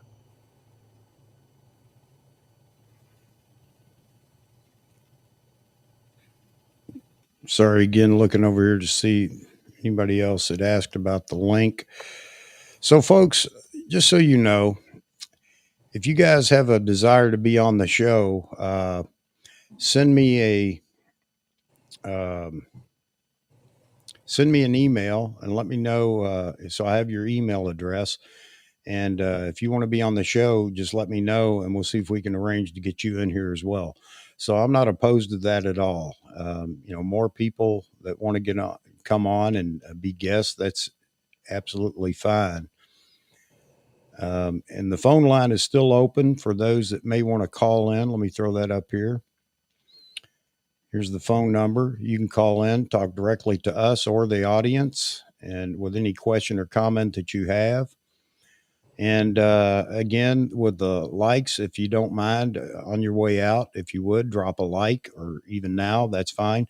It motivates me. It keeps me motivated. Even with all the things I got going on in the background with the house and everything, I definitely want to keep this going because I really enjoy the conversation that you guys bring to the table. So if you're new to the show and you like what you see and hear, then by all means, consider subscribing. Trying to build the audience a little bit larger. It allows me to do more with the channel as we go along. So I appreciate everybody always being in here. So this is my little pitch right in the middle of the show to let you know that you are appreciated. And again, the conversation is always great. Very seldom do we have any issues other than the Great Grits incident that happened a few weeks ago. Where's the T-shirt, Chuck? You got to make the I know. T-shirts. Mike was working on that, and I told him if he wanted to produce those, by all means, it's his baby, and he's welcome to sell them or whatever. Yeah, I shoot grits, or I can't remember the phrase he came up with. So, yeah, absolutely. So you guys are appreciated, and always know that. We don't have a community without you, and that's what this is about. It's the community thing. And again, I hope Nikon understands that we do that for them. We're always in here. Even when we're disgruntled with some of the things they're doing, we're still Nikon shooters. We just want Nikon to continue to progress and bring out more equipment and all that kind of stuff. So that was one of the things I put in for a topic is anybody else, do you know of anybody else that's doing constant live streams that are doing all these things and talking about, the subjects that we talk about? I started this with an idea, and I really like the way it's gone. I see others that are actually picking up on this. So I don't know if that makes me the OG, the old gangster for live streams now or whatever. But all of a sudden, a lot of people have seen the connection that you get through a live stream. Rather than just talking at people, it's talking with people. And you guys know you have a voice when ever you're in here. I'm going to make sure that I try to cover all the comments and make sure you're heard.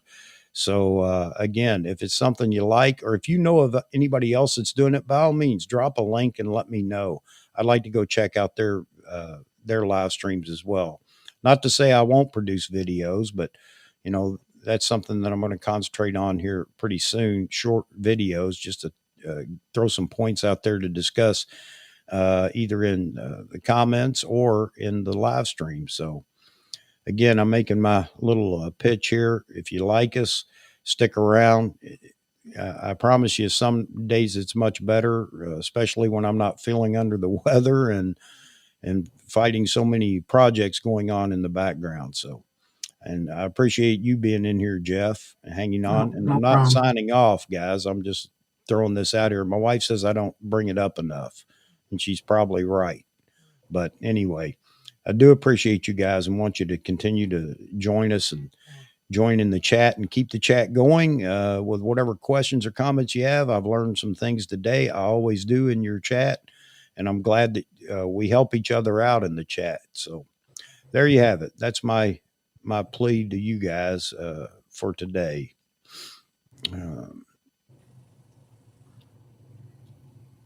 Yeah, I saw this. I saw that, Moz man. Captured a round from a rifle at 120 frames per second. So yeah, that's unique that he's doing that actually over there. I wonder if that was just one of those things he caught by accident or if he was actually attempting to do it. I haven't actually followed up on it to see how he came about that, but interesting nonetheless. Here we go. What you got, Jesprit? I wanted to ask you something for a few days. How far Frame Voyager located from your city? He's a fair distance from me. Not something that I couldn't overcome, but I had talked to him as well. And I know you're talking about the 8K video in RAW, and I'm going to get a hold of him. I'm actually going to have him on one of the live streams. I know it's not going to be something a lot of people want to talk about, but back to the videography side of the house. And I want to keep that going because I think that's such a growing segment.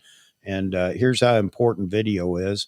I was trying to figure out how to put this replacement cartridge in my faucet upstairs. Guess where I went? YouTube. You betcha. So anybody that thinks that there isn't there isn't a YouTube, or not YouTube, but video isn't important, it's becoming more and more and more important. So not that I'm trying to convince anybody to start shooting video. However, you might surprise yourself with what you come up with, and it's kind of fun. So anyway, yeah, Jesprit, I'm going to continue to talk to John over there at Frame Voyager and see if I can't help out. There's no way for me to send that kind of a file, so that I know of, because it's going to be a huge file to send.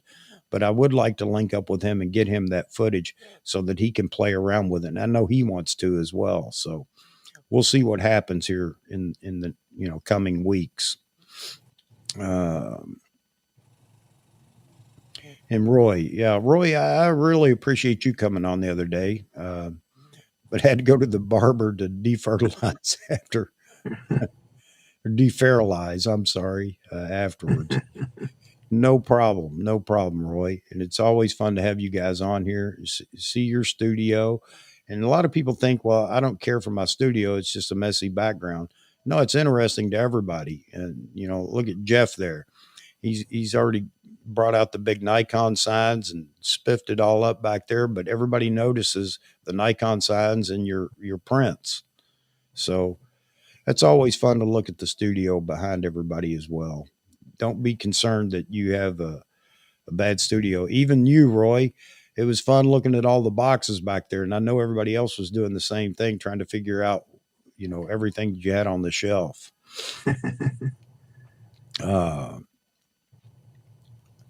And there's Mozman. Well, I appreciate that you watched this one in videography. Yeah, I could fit any more YouTube content though. And that's through the week. Typically, I'm searching YouTube and other sites, trying to gather whatever information is out there and bring it up in the chat so everybody can talk about it. Most of the time, you guys have seen it before I do, but there are a lot of people that go to different sites, kind of like Simon over at uh, Ordinary Filmmaker. And rather than them searching all week, they rely on him to, gather all that info and put it out in his videos. And I think that's a great idea rather than having to dig around. Maybe you don't have time, but showing up to one site or one YouTube channel and getting your photo fixed for the, week or whatever. So try to do that here. I just have to get more time now with everything going on and gather more information, bring it up with you guys to talk about it. All right. Several others doing live stream, but not as a community. Let's see, let's get this here. Several others doing live stream, but not as a community the way you and Vahagan are doing. Yeah, absolutely. That's what I was expecting because I couldn't find anything that was consistent either. There are, of course, some of the YouTubers that will do a live stream from time to time, but even that's a bit different. So just trying to do something different here that maybe people like. And so far, I think it's been a hit because I've enjoyed it, and I think you guys do as well. Oh, you and me both, Charles. I've got a bunch of watch laters that they're a month old. So, meaning I'll never get to them probably because there's so much that comes out every day. But I hear you, brother. Roy Bigsby. Most live streams are not as civil as, yeah, thank you very much, Roy. Try to keep that going too. I don't want a bunch of fighting and carrying on going on. I just want to have a conversation, and we do that for the most part. Let's see. And I do appreciate you guys. I know I say it over and over, but I do.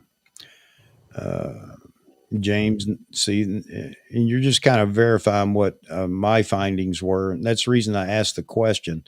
Maybe we're breaking new ground here. I noticed that again, there are people that are kind of moving towards live streams.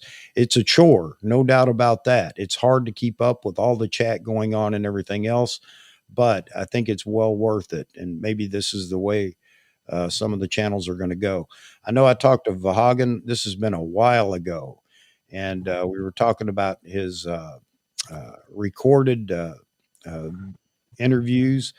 And, as I talk to him, I just like the live format. And, for me, I'm not going to do a sit down and have all my bullet points out to ask a bunch of questions of a guest or whatever. I just enjoy that those things will come out in the conversation. And the one thing that you get from just a open conversation is a true reflection of their personality. And I think we've seen that with several people. And yesterday with Manny Ortiz on Biography Talk, you kind of got a feel for his personality, and I think we can go back to the recorded interview that he did with Jared Poland, and out of that, even I got a feel for his personality. Behind the camera or away from the camera. And I think that a lot of people like to see that. It gives you a little more confidence in them if you really feel like their personality matches your own or your own likes or whatever. So, we talked about that. And hey, Rich, thanks for dropping the like. And I don't want to take up all the conversation here, but just throwing all this out. So again, if you like it, you haven't subscribed, consider doing so. And if you know anybody else that might enjoy a conversation like we have, then invite them in. They just have to understand that it's not a bullet point news brief right up front. So a lot of people come in thinking that we're going to answer some specific questions when really the topics that I throw in the description are just for discussion. And some people don't have time or don't care to take time to just join in a conversation, but maybe you know somebody that would. So, all right, let's see. What do we got? Mozman. chop up your lighting or portrait live streams into smaller videos, maybe as practice. Yeah, I need to do that. You're absolutely right, Moz, man, and I appreciate that comment. Again, I'm going to have some short videos that I'm going to put out, basically talking about some of the things that we talk about in the live stream, or like you said, maybe uh, take the live stream and then break it up into pieces to some of the highlights. And I'm, I just need to take time to do that. That's kind of one of the things that I'm fighting right now, as you can see today already, having to get up and take care of some things. So really interested, or not interested, really excited about getting out of this house, getting down south. And then I have all that time in the world to actually do this kind of stuff. So you guys bear with me. We're just going to continue to make this better. But thanks for the comment, Moz, man. You're absolutely right. And Vahagan's on me all the time. You need to do some short videos. And I know that. All right. Let's see. Yeah, birders are shooting more video these days. Yep. And they're yeah, Tell me about it. yep. Trying Yeah, to learn video. Yep. Ouch, ouch, and ouch.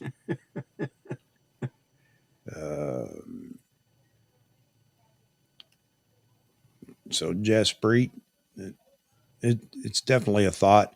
Yeah, again though, it's just a matter of time. We're all short of time, and that's why it amazes me that you guys jump in here and hang in here as long as you do. I do appreciate that, but it's just a matter of time, Jaspreet, setting up an opportunity to do that. And yeah, maybe adding photography into it. Absolutely. I agree with you, man. Okay, trying to catch up here real quick. I didn't mean to take over the conversation you had going there, Jeff, but No, that's fine. Hagen's been trying out some interesting lights lately. yep. Yes, he has.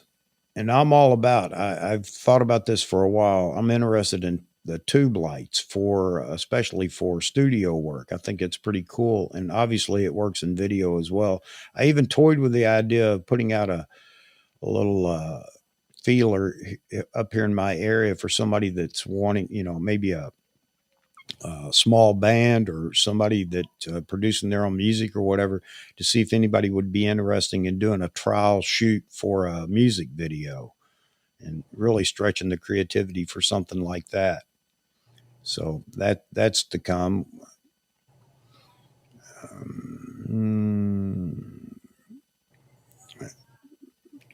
See, we're trying to find the video or whatever, the information about the guy in Ukraine that shot the bullet exiting the rifle.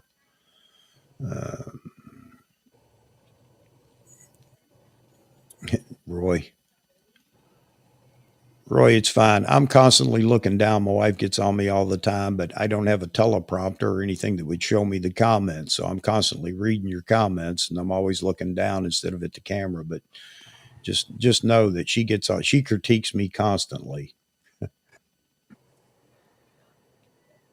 Mosman said he was scoping out the boxes on the shelf. It's just how we are. When you're a photographer, videographer, you love to see equipment in the background, and then you can ask questions and everything else. That's just how we are.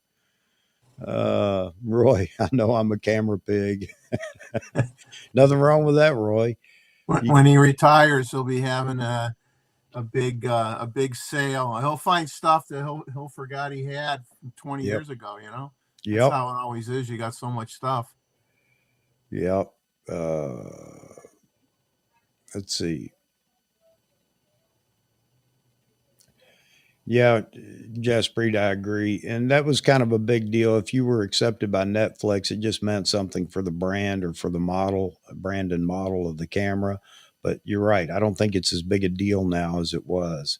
Seemed like it was going to blow up, and a lot of content creators were constantly bringing that up about which cameras were approved for Netflix. I don't think we have anybody in here today other than maybe Jaspreet or other than yourself that are considering high-end videos like that. But you never know. You never know.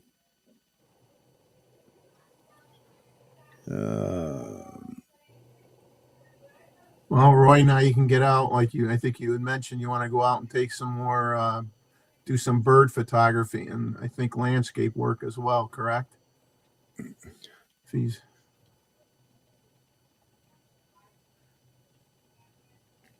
Yeah, I know who you meant, Mozman. You corrected it right after this.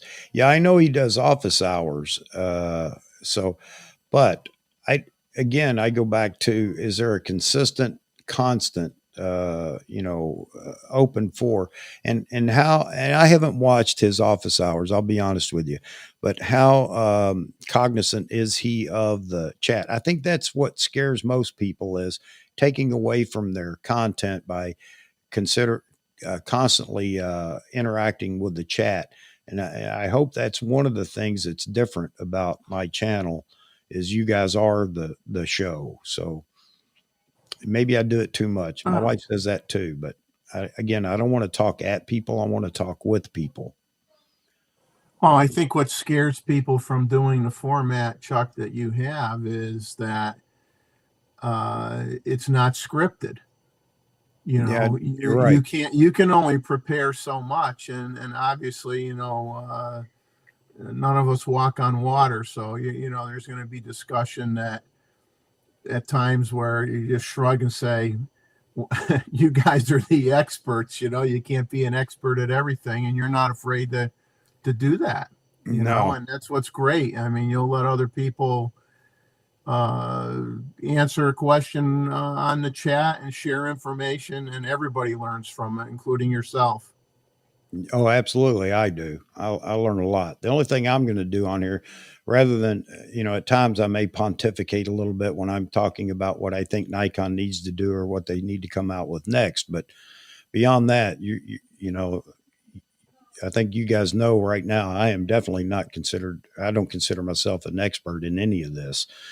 But that's where you come in, because there's such a varied audience here that we kind of answer each other's questions. And again, that's one of the reasons I really enjoy this format. Jay Gouldsby Photography. I don't know that I've seen you in here before, sir. And welcome to the show. Thanks for the comment. I need to check out Hudson's office hours and see how he does it. But you're saying he does a good job, and I'm glad to hear that. More interaction with the audience, I think, is one of the things that a lot of people have been craving for a while. So hopefully we're getting it here as well. Trying to catch up real quick. Yeah, this is another key thing, and I think this is why a lot of people are afraid to go on live streams. I'm talking a lot of the big names, and Vahagan and I were talking about that. When you take the threat away of being, you know, cornered, and having all the controversial stuff, rather than a blunt question about it, it'll come out in the conversation somehow, some way.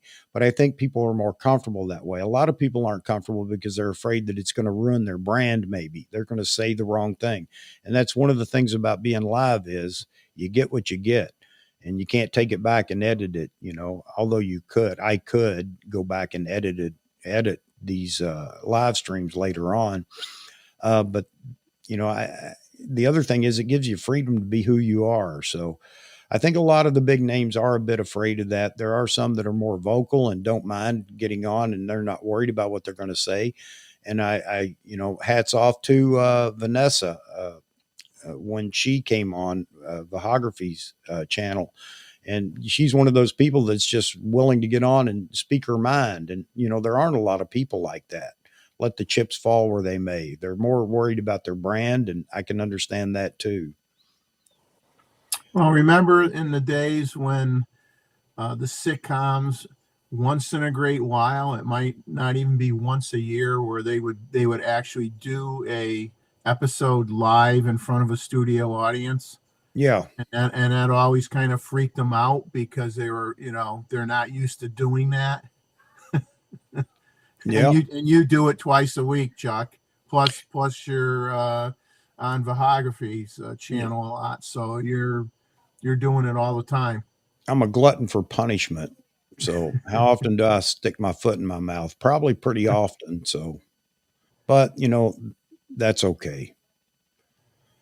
Yeah, Roy, talking about the tube lights, better for video than stills. They can be used both ways. I agree with you, though, Roy. It's much easier to use them in video. It can be tough in stills because it's hard to get the color in stills. James is asking what camera and lens you're using for the live stream. So, James, right now I have the Z6, the first version, the original Z6, and I'm using the 14 to 30 f4 lens. And I caught a lot of flack early with some of the tech togs that, this is back months and months ago when I started doing this, saying, well, that it's going to distort. Well, yeah, I guess I do. But I'm still using it. The old claw or the everything closer to the camera being larger and thing. But you know what? For what I do, I think it works out real well, and I'm happy with it. And because I'm pressed up against the wall, as you could see in the placeholder for this live stream, I can have the camera literally, within arm's reach, and it's a big space saver with that lens. But there are times when I want to use the lens elsewhere, so then I got to steal it from the live stream setup. So, but yeah, I'm really happy with this lens. It works extremely well. There are going to be some that will always opt for the 2.8 aperture lenses because of the environment they're shooting in or whatever. And I understand that. But for me, this is a great all around lens for a lot of things.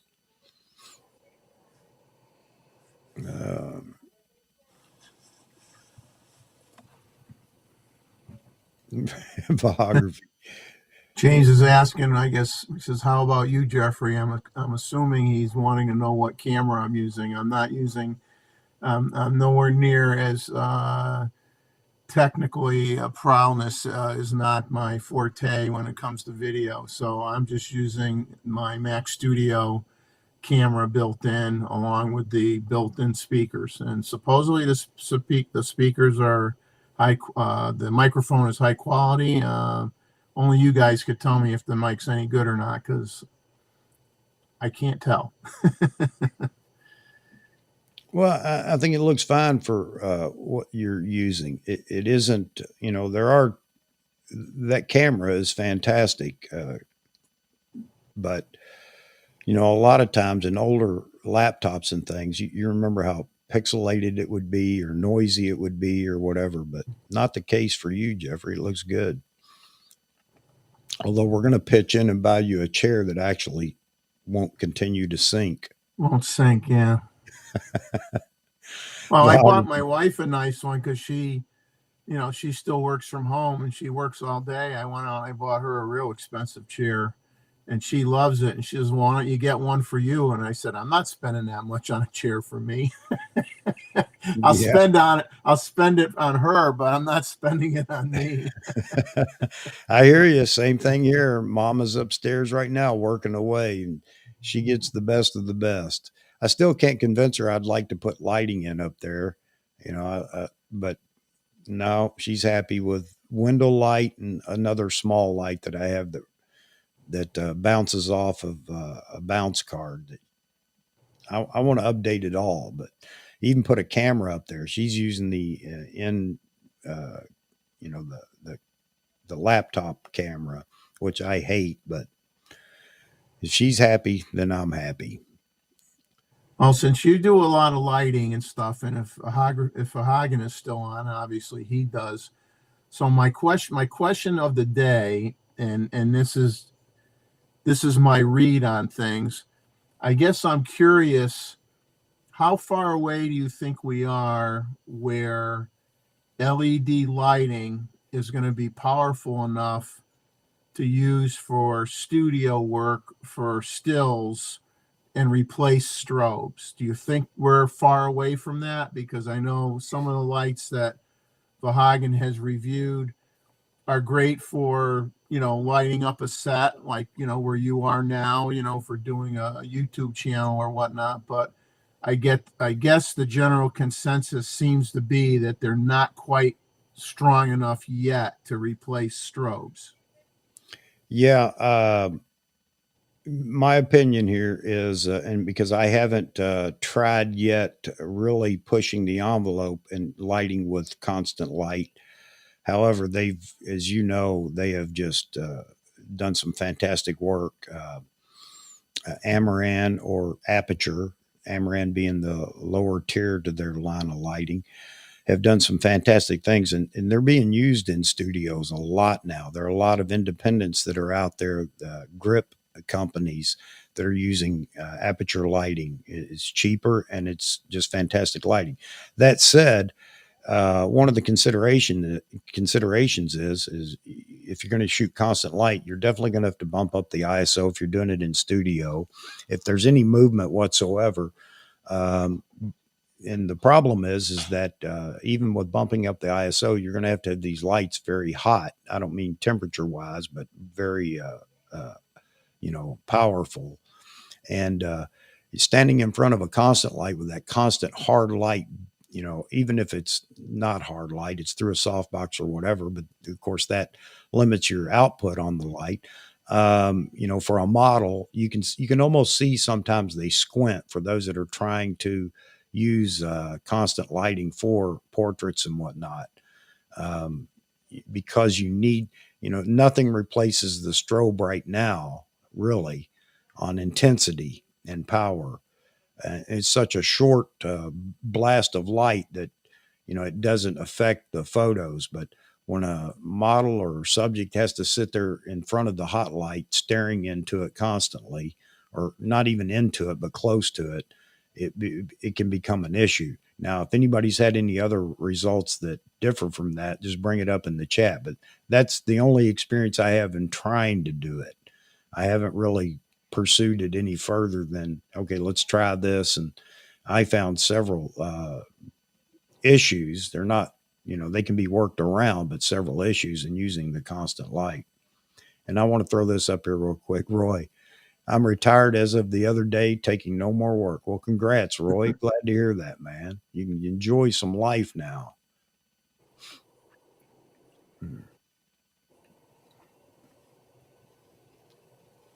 Let's He see.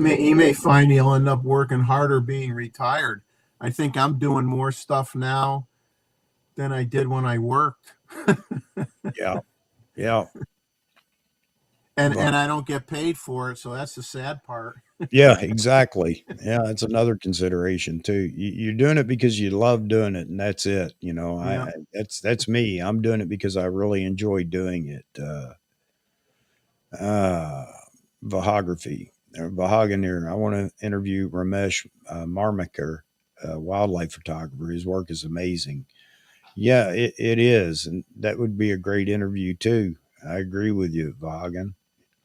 Man, you got the golden touch when reaching out to these people. So all you got to do is reach out, and I'm sure he'd be willing to come in and sit down and chat. Um, um, Trying to get through these. So I don't understand this, Jaspreet, but if YouTube replaced the short section with a live stream, a live stream in the shorts, yeah, like Twitch. And I know nothing at all about Twitch. I know that Seth Miranda is on Twitch and he talks about it quite often, but I know nothing about it. A channel like you and ABC will grow a lot more. Yeah, that'd be great. I would enjoy that. Now, my concern with growing a whole lot more is, and I don't want to stifle growth, but is at what point does growth take over the ability to enjoy the chat and everybody contributing? I mean, right now it's fine with the number of people that we have that comment regularly. But what if it's 100 people trying to comment at one time, or quite? I don't know. We're gonna have to cross that bridge when we come to it. But I fear that could become something that takes away from the channel. So everybody go dump your subscription. I'm just kidding. We'll see how it works out, but I am concerned that it might not be as easy. David ordered the 500 PF. All right. Birds beware. It's funny how many people with the Z9 and all the videos out about birding have decided to give that a go. Nothing wrong with that. Don't get me wrong, but it's look at how much that's influenced people's desire to move outside their normal shooting. Mozman. Interaction minimal with Hudson Henry, nothing like this where we can derail you. Yeah, and I think that's another big point, Mozman, and I accept that I do get derailed. But again, it's about the conversation going around in the chat. What is everybody interested in? And I try to keep my eye on that. As you know, when something else breaks in the chat, everybody seems to be going off track. I don't want to bring everybody back. I want to join that conversation and keep it going. So, yeah, a bit different. And I can understand that. I think that's another fear of doing live streams by people is I think you can become very cold to your audience if you don't watch out. If you're trying to keep the point, or keep the topic going, um, I think that it can take away from your interaction with the audience and everything else.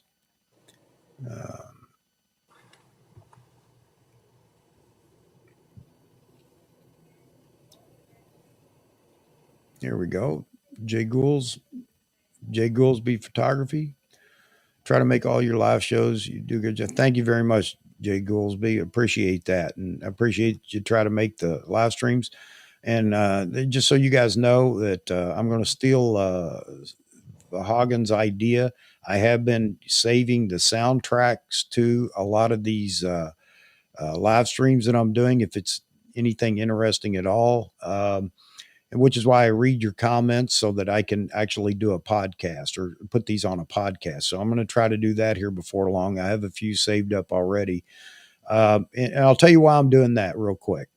When I travel and I'm driving a long ways or whatever, I get bored with music real quick. So I'm on the radio searching for live talk or just talk radio, which is more appealing to me than hearing the same DJ play the same song over and over every 30 minutes. So I would love to have found a podcast like this and like Bahagan's doing, where I could put it on in 3 hours would be a perfect time for these if I'm out traveling, just to listen to in the car as I'm driving. So I hope it may appeal to others that way as well. So I'm going to be doing that soon. Vahography's got to talk me through the process, and I got to go through all that with Apple and try to get the podcast up and running. So you'll be able to listen to these as you drive if you like. Just my thought on, some people may like it, others may not. Charles is looking at the Instagram for Rakesh or Vahagan. James, I'm way behind because I just saw your question about. All right, jumping ahead. Sorry, folks. Got to get caught up with what you guys are talking about because you don't want to go back and re-talk about it again. Mozman, Chuck Talk. Thanks, man. And I have considered seriously here recently about rebranding the channel. I just don't know how much of a disruption that makes with the audience or anything else. But getting away from AP Studios and going with something like that, because it's more. It speaks more to what the channel is about than AP Studios. That was just my initial name to grab because I own the domain American Photo Shoot, and I thought AP Studios. There you go. Didn't look to see if there were any, and now I know that there are a dozen AP Studios out there. But considering that, and I'd appreciate comments you guys may have about rebranding it to something different, like Chuck Talks or something like that, photography talks or something. All right. Once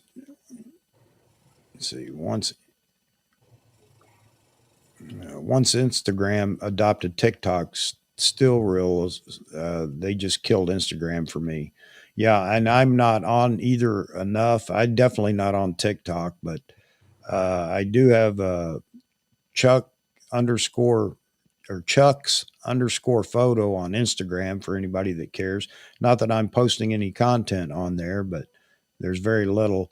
And I've had several people reach out and say, you need to do more on Instagram, but I'm not selling prints or anything else. So, or selling anything. So I know Instagram is a great advertiser for, and even Vahagan, he'll jump on me. He's let me know before how I'm missing out, but I'll get there. I'll get there, folks. David Stewart, Chuck Talk in parentheses, AP Studio. Yeah, that's a consideration too, David.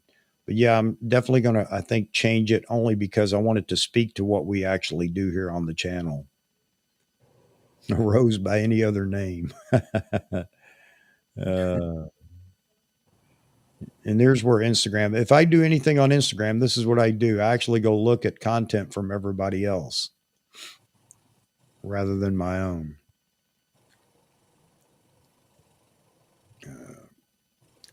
So Charles asked, can I just create another channel? Actually, I can't. Actually, I have a channel under my name that I never use or do anything with. I started out with it a long time ago, but haven't done anything on it lately. But yeah, I can, but then you go through the process of everybody having to find you. Watch out. We're in Hey, trouble what's now. good? What's good, guys? Everything, man. You're here now. Just made it Yeah. all better. Your stock price just went up, Chuck. Hey, is my mic working? Works great. Sounds good. Sounds like you. Hey, I thought I'd jump in here and talk about the idea of you doing an audio format. Yep. I'm having second thoughts on it, and here's why. The numbers aren't adding up for me. I'm looking at the numbers and who's actually listening, and it just, I don't know, it's not. And I look at like other people doing this, and the podcast slowly dies off. Like if you look at other people doing photography audio podcasts, Yeah. it's like they start off great and then they just die a slow death, you know? I don't know. These numbers don't add up. I'm thinking if I just concentrate on the YouTube thing for now and maybe later on, I don't know. What do you guys think? Well, how much trouble is it to actually do that? Because I don't know, Vahagan. I know you've talked to me about it and I know you're doing it, but how much trouble is it? Is it just something that I can take the recordings from the stream and just go over there and drop them in the podcast? It's not, I mean, it's not a lot of trouble, but it is a process. So what you do is once the live stream is done, you copy and paste the YouTube live stream into a website that converts YouTube to Wave, you know, and Yeah. it converts the file to an audio, and then you have to log into your podcast and set it up like a YouTube video, like title, description. What I do is I copy and paste my titles and description to that Apple Podcast page, Right. and then upload the WAV file. It's not trouble, and it's easy to do. It's just an extra little thing that you have to do. Like Yeah. it's another thing. Yeah. Well, I don't need a whole lot of other things going on until I kind of get caught up with all the other stuff. But yeah. Okay. I'm guessing if I see that people are actually taking advantage of it and listening, I don't mind taking that extra step. But if people are not going to be using it that much, why even do that? Why put some resource into even creating content for an audio? Well, doing that Yeah. extra things. So Mozman just said, and I'll drop it in there. It's going to minimize the screen a little bit, but I listened to one podcast of these. I just prefer the live streams on YouTube. If I was taking a road trip, a podcast might be something I'd listen to, but it's just as easy to listen to a YouTube stream. Yeah. Yeah, I hear you, Moz, man, and that was my whole intent of actually trying to follow Vahagen on this was just the fact that in the middle of the night, if you're driving, I don't know how many people would be in that situation. So yeah, it might not be worth all the effort. So No, I'm twinkering. I'm thinking, should I continue? Should I not? But I'm not yeah, seeing the results. right, Look, the viewership, the streaming ship, I guess, whatever you want to call it, is not there. yeah, And I guess it's something that Apple does with the algorithms. It just doesn't push the chat to other people, which I yeah, want them to do. yeah, and it is unique too because it is photography or videography oriented, and yeah, how many people? Yeah, it's one of those things that you show up at the right time and do it, and enough people see it that it just kind of goes wild for a bit, But how do you get it out there into the domain so that people know that it exists and everything else? Just like you said, how much is Apple pushing it? And I tried using keywords. I tried, searching Nikon. I put Nikon in the titles, and my videos just don't pop up. They don't generate, and I don't know why. Because not my videos, my audio streams. I think it's because of maybe the amount of reviews I have. I guess the bigger shows get more reviews and they get pushed. Right. I did search Nikon Z9 and my channel did come up in the search. So Yeah. I don't know. Yeah, and I can understand that too. Um, again, a lot of this goes back to name recognition. Until you have name recognition, and I don't know when that happens.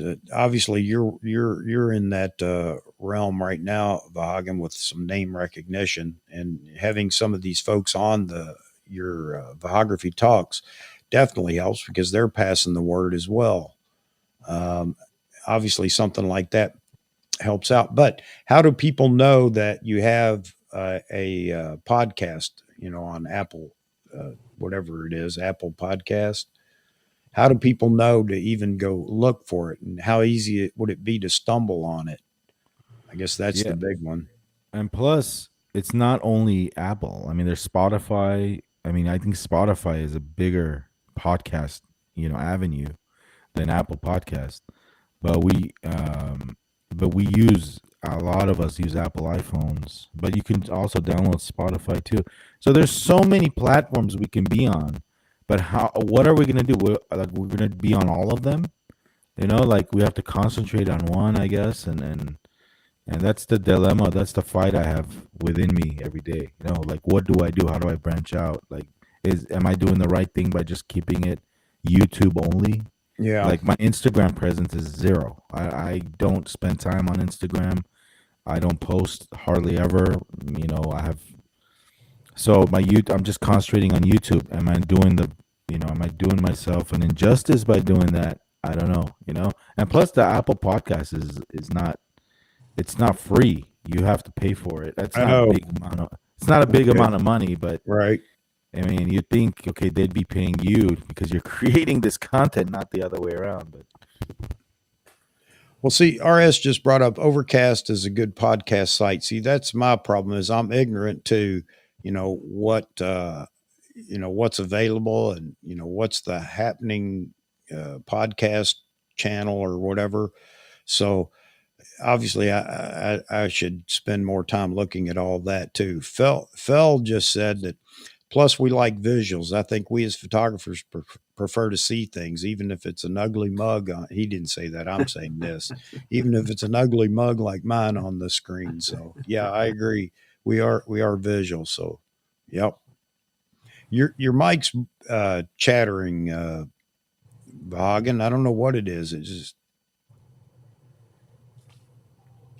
doing what?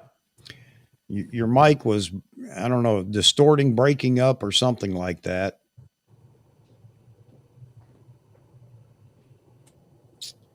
Hold on. All right. So, How about now? yep, it's still doing it. It's breaking up. It's I don't know what do you guys call Just that? sounds like just kind of noise, a little bit of noise. Hello. No, it's there every time you Yeah. speak. Hold on. about now? Same thing. Still there. Almost like static. Hero Crackle. Shot's talking about his videos. He said he stopped making videos. He has no time to figure out how to game the system like these other people do. Yeah, I know what you mean, Hero. And that was something I was concerned with when I was going to completely go outside mainstream with this live stream thing. And then the other thing is you begin to Check. worry about content, just trying to talk about maybe things of the day or whatever. So yeah, I understand. Go ahead, Vahagan. Let's hear it. Check. There you go. You're back. Mic check. Yep, you're good. All right. So yeah, it's like, okay, a few guys might comment, say, "Hey man, I would love to hear you on audio. I would love to hear you on this. I would love to do this. I would love to do that." But the thing is, how much do we cater to, a few requests? I think if we stick to one platform and, you know, try our best in one platform, I think that's the way to go. I could Yeah. be wrong, So but Caesar's saying he's not going to listen to a podcast if he already watched it. I understand that 100%. If I knew it was new content, I'd totally listen. Podcast is a huge market. I guess I need to really think about this if I were to do it, Caesar. But I'm thinking about just again, not necessarily keeping up with what's going on the stream by just catching the after show podcast. Not that it would be that quick to get it posted, but for those that are just, it would be a different audience, a newer audience, or an audience that just does podcasts, I guess is what I was thinking. and plus, Not, like Jeffrey said, you can always listen to it, or Mozman said, you can always listen to it in the car. Just, open your YouTube app, plug in the video and listen to it audio only then while the yeah, video is playing. yeah, Yeah. I mean, you Try to just plug in spread your yourself out too thin, and then something else might suffer because you're trying to I branch get, out too much.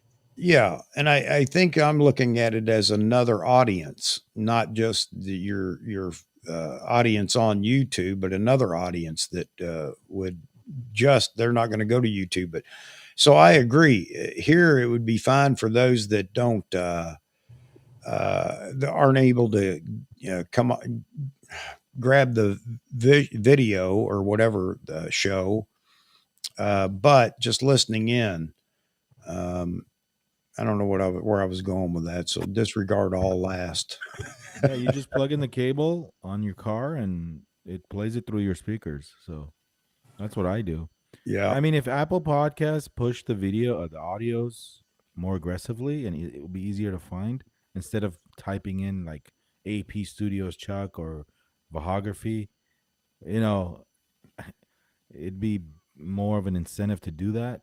I don't know. yeah. I'm still thinking about it, man, because it doesn't cost me much to do. It doesn't take a lot of time, but it's just an extra thing I need to think about. No, I understand. And again, maybe I have a completely different thought process on why I wanted to do it. But now you guys kind of bring me back to earth on it. Again, I wasn't hoping to find everybody that's subscribed here on the AP Studios to then go listen to the podcast as well. I was looking at it as a possible other audience that might even bring people to the live stream live. But it may be, and I definitely wasn't thinking about doing it right now because I've got way too many other things going on to do that. Trying to keep up with this channel is enough for the moment. Make videos. Yes, there you go. See, I told you, folks. He's been on me about it. Make videos, and I'm going to do that. I'm going to keep saying I'm going to do that. You got the setup ready to go. Look, lighting. Yeah, I know. Make 4 or 5 minute little clips. Yep. Title them right for Yep. SEO. Make interesting thumbnails. So that's a good point too. I know everybody's talking about, and I'll say this: short of clickbait, these titles. how do you title a live stream that's just about photography talk? It'd be different if I knew every week I had people that were saying, "Hey, I want to be on the show," and you could put their name in there and whatever. But I think that may turn a lot of people off too, is the fact that I can put in here topics and they tune in maybe hoping to hear that topic, but that's not what this show is really about. It's about you bring the topic and we'll chat about it. Maybe Chop that's them up. the title. Chop them up like Mozman said. Make little sound bites of Yeah. little topics and title it like sorry, like Valuetainment does. Yeah. He has a guest on his podcast, Patrick Bet David. He has a guest, and what he does is he has these little short clips on YouTube, like 7 or 8 of them, and then he puts the main talk. You know, if you want to watch the whole chat, click on this link. You know. So here you go. You know, there's a lot of truth in that, Moz, man. Chuck will do podcast and make a space page before he makes videos. There's a lot of truth in that, Moz, man. I don't know why I'm so. I don't know why. I just need to sit down and make some videos. You're absolutely right. So You just say photography talk dash no BS. there you go. There you go. I like that. Yeah, I do. I like that. So did you get you seeing that Vahagen Jaspreet's comment?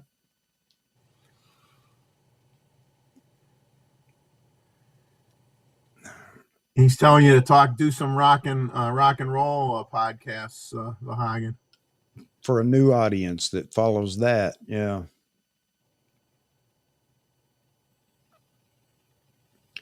Let's see.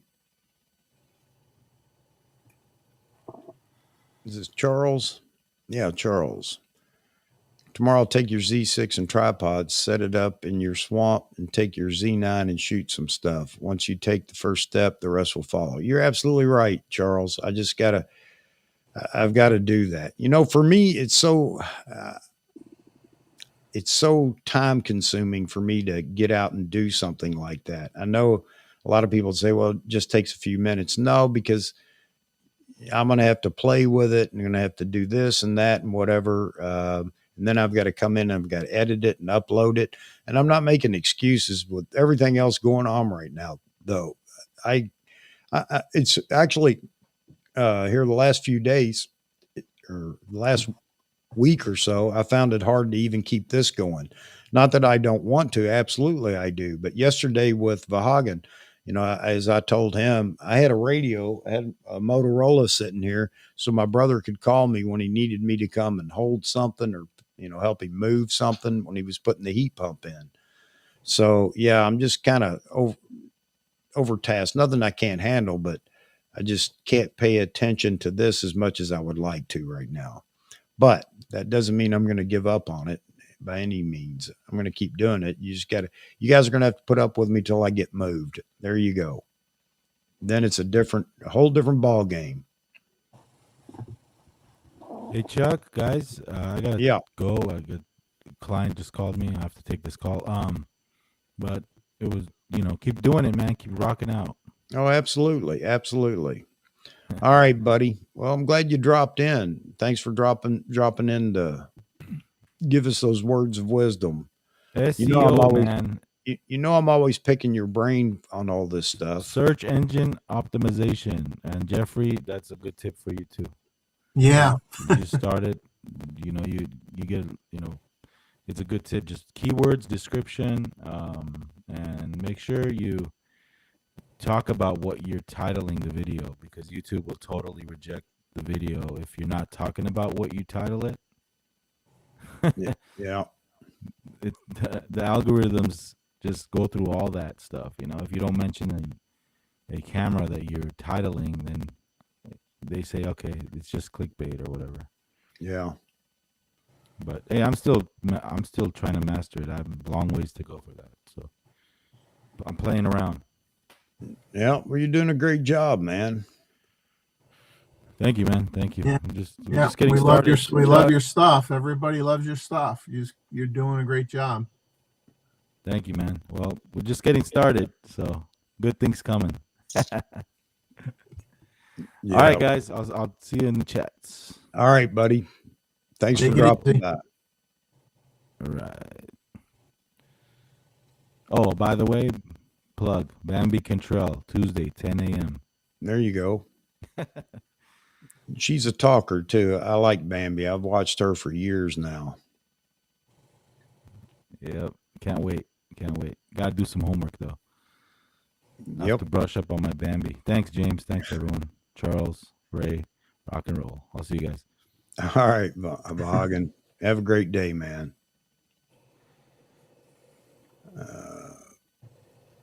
Yeah, Jaspreet, I know what you're saying here.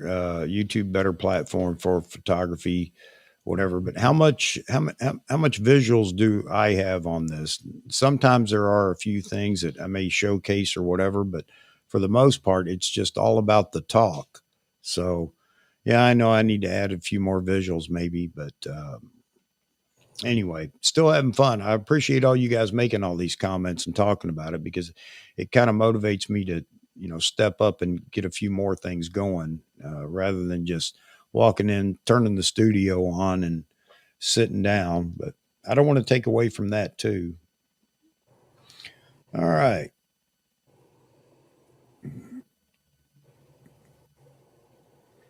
It's funny trying to shoot videos, and most of the ones that I've been shooting have been handheld. I did do one where I was able to set up a tripod.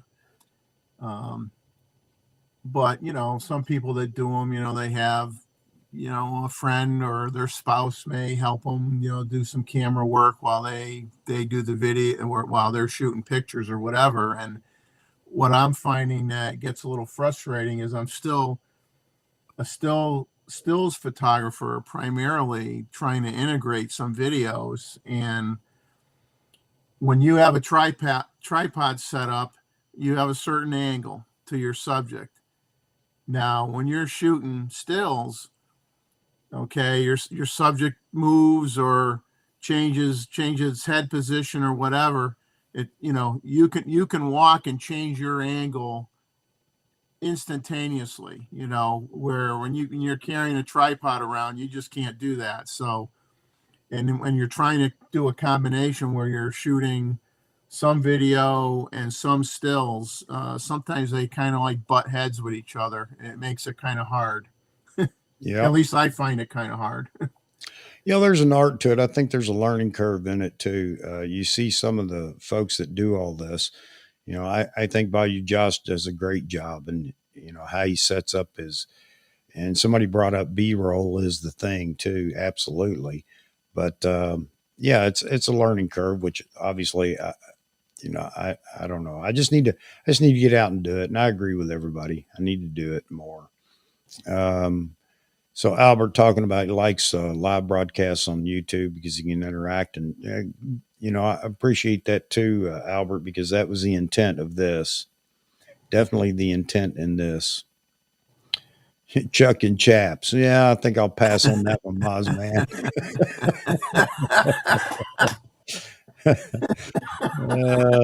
I love it though. I love the comment, man.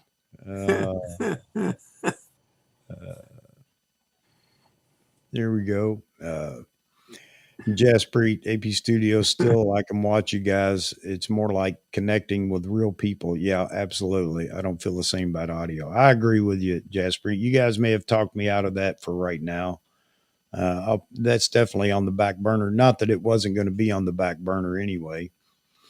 Just for the record, I'm not real. I'm just a hologram that Chuck created. Yeah, exactly. So I have the added burden of building content for my holograms channel too. Oh, there you go, Mozman talking to you. I guess you may have seen this comment already. Yeah, we could give it a shot. I could put it on my channel if it's. I don't know how you guys can miss that opportunity. You have to, even if it's just a short bit. The two of you being together.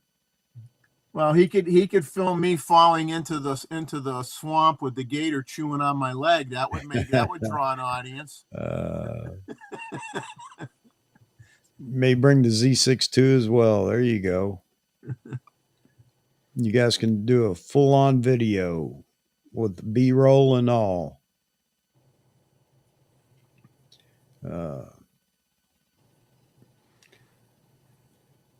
So Ray says he likes it because it's like chatting with old friends. That's great. That's great.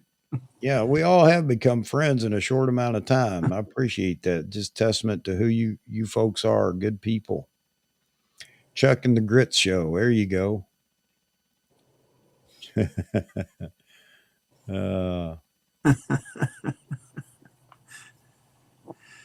Mozman's killing me. He's killing me. I would probably do this. I don't know if I would do the same thing. I probably would. I'd say, let me get a few shots first before I throw you the rope and pull you out. Make for some spectacular photos, you got to admit. And at 120 frames per second, he could get every bite. Yeah. Every chomp. Pun intended, every bite. all 80 teeth going at you. Yeah. Yeah. All right. I think I'm going to have to go help my brother here. So I hate to say it, but I'm going to have to cut this one short. 2.5 hours is cutting it short. But yeah, man, I kid you not. I'm humbled that you folks are constantly here. I absolutely love it. Thanks for all the comments today on what maybe I should and shouldn't do. I take all that to heart, and we'll see what shakes out. I do know I need to get some daggone videos up, and I'm going to do that. I keep saying I'm going to do that, and I am. But for everybody that joined today, thank you very much. Again, some great chatter in the chat room. We covered quite a few topics, very few of what I threw in the description, but that's okay. And I think that's, again, what you guys like. So, and I do too. So let's keep it real. Let's keep it going like it is for now. And we're not going to make any major changes to anything because I know everybody. Yeah, Moz man, sidetracked here. In the words of John Ishii, always look for a body. Yeah, I got to go find a dead man. So nonchalant. That was great. Hey, thanks, Jasper. Yeah, I'll catch up on rest here when I can, but sorry I wasn't as charismatic as I can be. But yeah, a little under the weather and overwhelmed with some of the stuff going on, but not going to make any more excuses. You guys are great. Keep doing what you're doing. And if you, like I said, if you want to be on the show, just send me an email and we'll set that up, bring you in here. Remember, we always have the phone line open, so you can always call in. So again, you guys are fantastic. I'm happy you like the show, and I'm going to keep on keeping on if this is what everybody enjoys. So see you on the next live stream. Jeffrey, thank you so much for being in here as a co-host today. No problem, Chuck. And everybody, make sure you go check out Jeffrey's YouTube channel. And that is what, Jeff? Selective Imagery. Selective Imagery. So check him out. Give him some love. He's just starting this process, and I think he's doing a great job. But anyway, all right, it's time to go have some grits before I start working. And I have to put sugar in mine. I know that breaks the rules, but anyway, again, God bless you all. See you. You know, we're on Saturday night. Without a reminder, you know, I'll be here at 9 p.m. Eastern on Saturday night to carry on the conversation. You guys run across any interesting news in the photography or videography world, make sure you jot it down and bring it up in the chat, because you know us, we'll chat about everything. That said, everybody have a wonderful rest of the day and rest of the week. Thanks for being here. Have a good one.